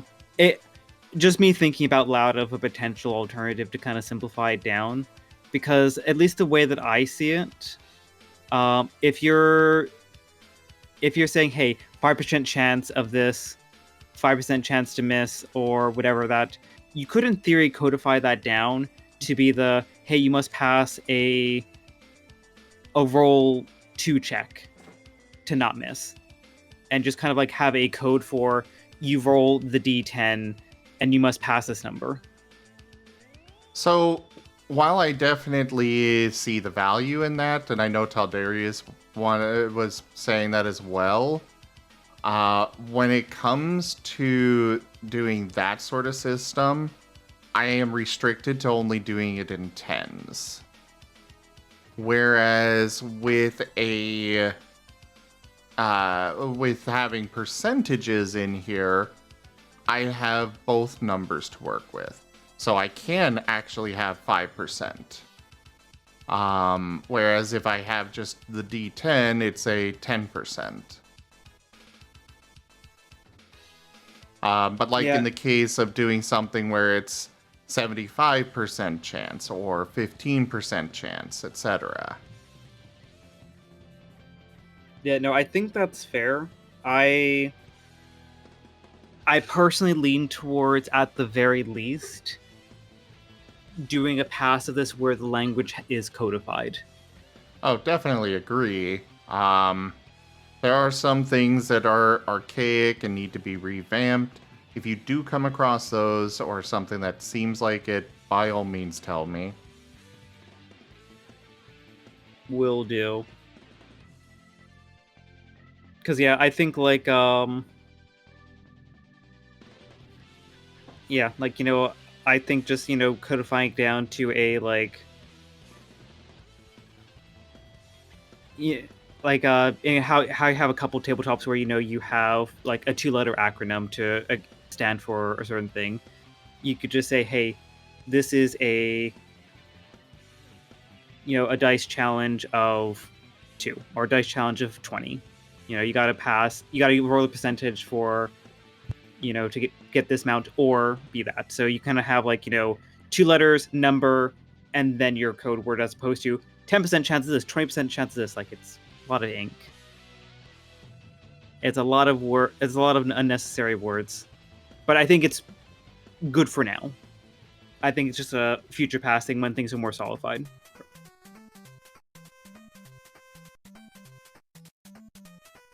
I feel like the percentage thing as is fine. Because my worry about trying to condense it is people understand percentages. They understand, okay, if it's a 20% chance of this, I just roll on the dice and there you go. There's my 20%. Whereas if I'm like, okay, we've got NT here, and then they have to go consult another table to be like, okay, what the hell does NT mean? The more jargon we introduce, the more complex the system is going to get, and the more referencing of this, that, and the other thing we're going to run into. No, and I think that's fair. And that's primarily why I'm saying I think that's something to do once the system is more solidified and, like, the rules are set in stone, it's been play tested and such, because when you can start, you know, getting things codified into certain keywords, it's less reading and more, hey, you just know, like, the one page here for your keywords and then you're done. And I kind of see where you could disagree on that front, which is why I'm not trying to, like, pound on this now and say, like, okay, we got to figure out what we're going to call this, because this might need to be revised at some point. Yeah, there's some stuff that definitely will need to be revised.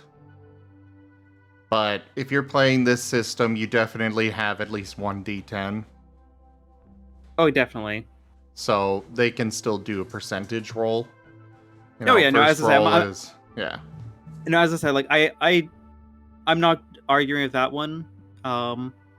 I was just thinking about, you know, potentially simplifying down, but hey, you can roll your first percentage and then you roll your second percentage if you only have, like, the one D10.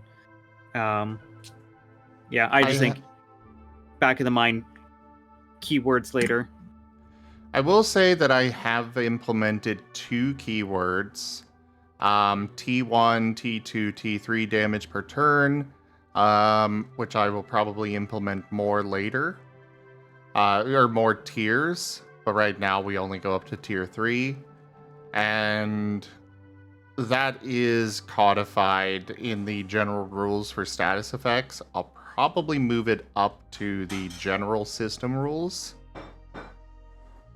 But that way, like tier 1 or T1 damage per turn, it's minimum damage of 1%, of max HP is 10%.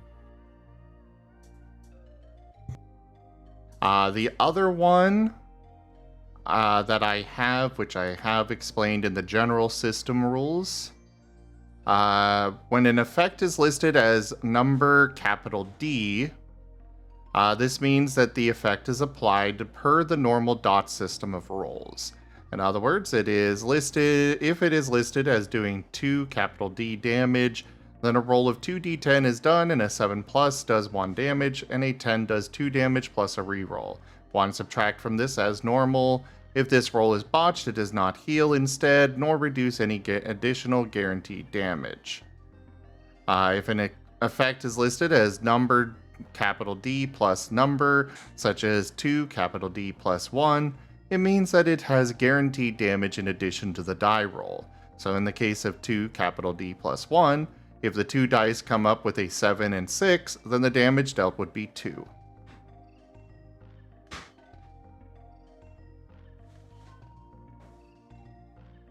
And I did explain percentages as well, just to codify that as well.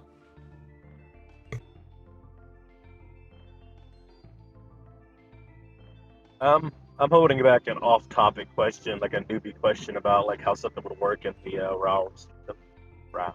By all means, ask. So one thing that I've kind of getting a grasp on is like how actions and outcomes work. So I'm used to like Magic the Gathering and stuff like that in card games where like you do an action, there could be a counter action, and then it all plays out in order from what it was. And you can like, but with this, when it comes to like doing stuff, there's not really a big emphasis on like how long a person would have to do it. Like if somebody was to say, try to attack somebody, then the other person counters, and say they win, and the other person does something at the end, like calls for help or does does one more thing that's kind of clever. But how would that work in a time lapse sense? And I know it's different when you're actually in a combat phase because there's phases and people get turns. Is there anything that explains how that works in the RAOW system at the moment? I'm not sure I quite follow the question. How actions can be taken and how much time lapse it has in and outside of combat. So each round of I have written this down, but since you can't look at the doc, I'll just say each round of combat is 6 seconds. Turns do happen at the same time, technically. Obviously, if we were to be like, okay, well, like with any system, it's the same thing across all systems. If we were to be like, okay, everybody just shout out what you're doing on your turn, that would get chaotic as all hell.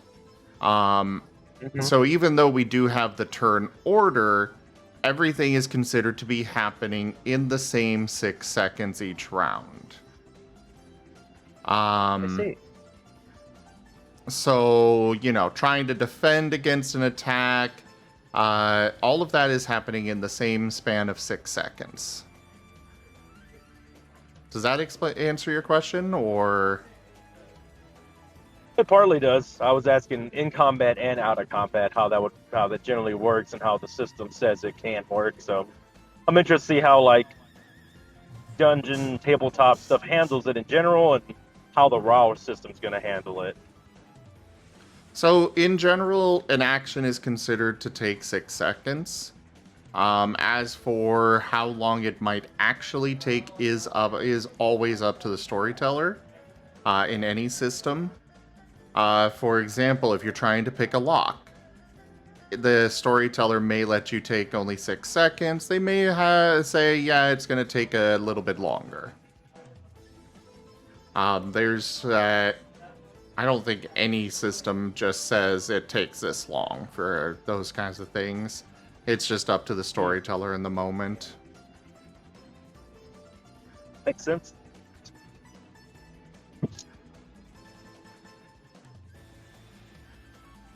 Good night, Merle. Thank you so much for coming by. Also, there is one other thing that I did, one other term that I did clarify up at the top is the difficulty. I did codify that because it was kind of getting very difficult or very tedious explaining it in whole every time. So for difficulty, it's you get plus number or minus number difficulty, and I've got it codified up above. Seda? Mm-hmm. So is like a bonus roll, like the being creative one you were talking about, or what is this difficulty you mean? So some effects are going to increase or decrease difficulty on rolls.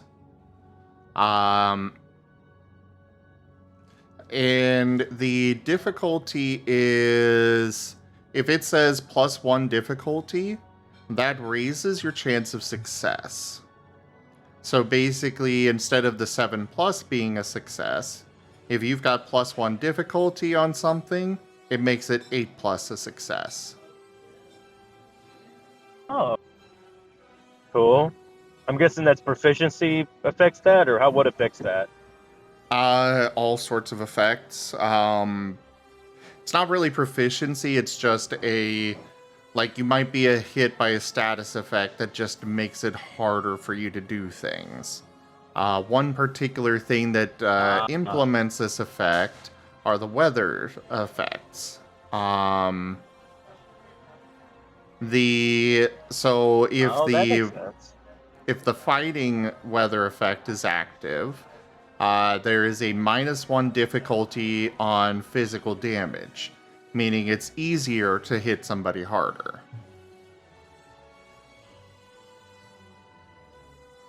Actually, I should probably switch that to accuracy.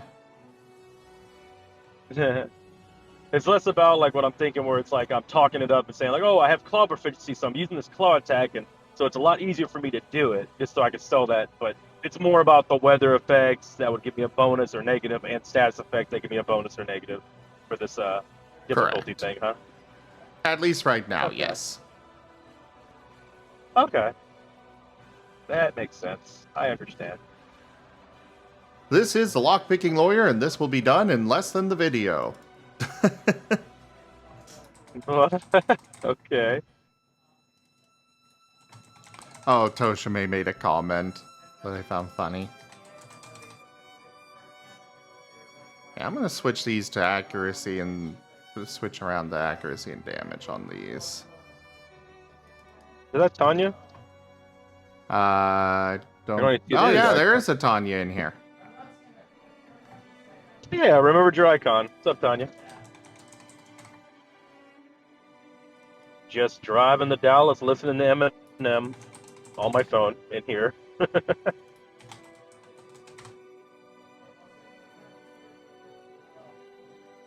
Can't hear you if you're saying anything, by the way, Tanya. It's like, hello, you were listening to 106.2, The Duke. The Duke. All Duke, all the time. Duke, Duke, Duke, Duke. Is that good radio? It's like, and now for our amazing listeners over at 106.2, The Duke, we present our brand new chill Duke Hop. Okay, Please there enjoy. we go. There we go. Now my audio's working. As I was trying to say, hello everyone. I'm the Lockpicking Lawyer, and today we have a cursed collar from Hades. This shouldn't be too difficult to get open. The tools for today that we're going to be using are these pair of psionic Marten twins. They've got a particular acid effect that's going to be very effective against this collar. Now, with most tools, you want to have a firm grip, but in this case, you actually have to have a delicate touch. Otherwise, it may end up splashing back on you.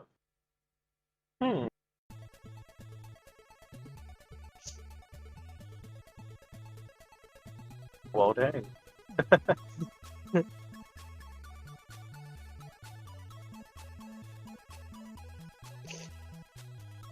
I mean, we've already confirmed that the Martens are just really fancy lockpicks before. Like, for example, when we used one as the key to get into a one of the towers. And Rose kept that that little animation as long as she possibly could, until she lost the ability to do artificer things, and then she couldn't use it anymore.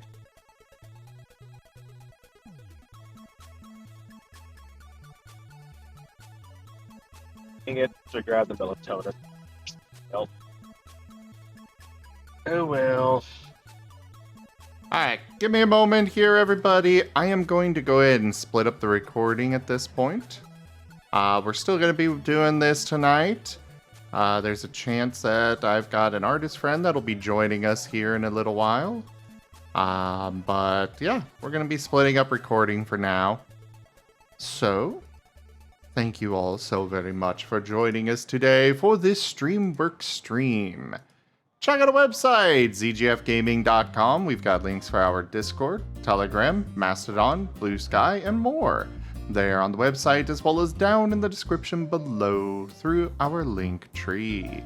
Thank you to my patrons, tippers, and subscribers. It is your support that keeps this channel alive and going. I can't do this without you guys. Consider becoming a patron over at patreon.com/zgfgaming. It's one of the best ways to support the channel, though you can also do so by sharing the stream around, as well as coming by, hanging out, subscribing to our YouTube, or picking up some packs of cards through Stream Loots. But for now, thank you so much for joining us so far, and I bid you the most fondest adieu. Duke Duke. Night, everybody. Farewell, we shall return. Hug all the beans.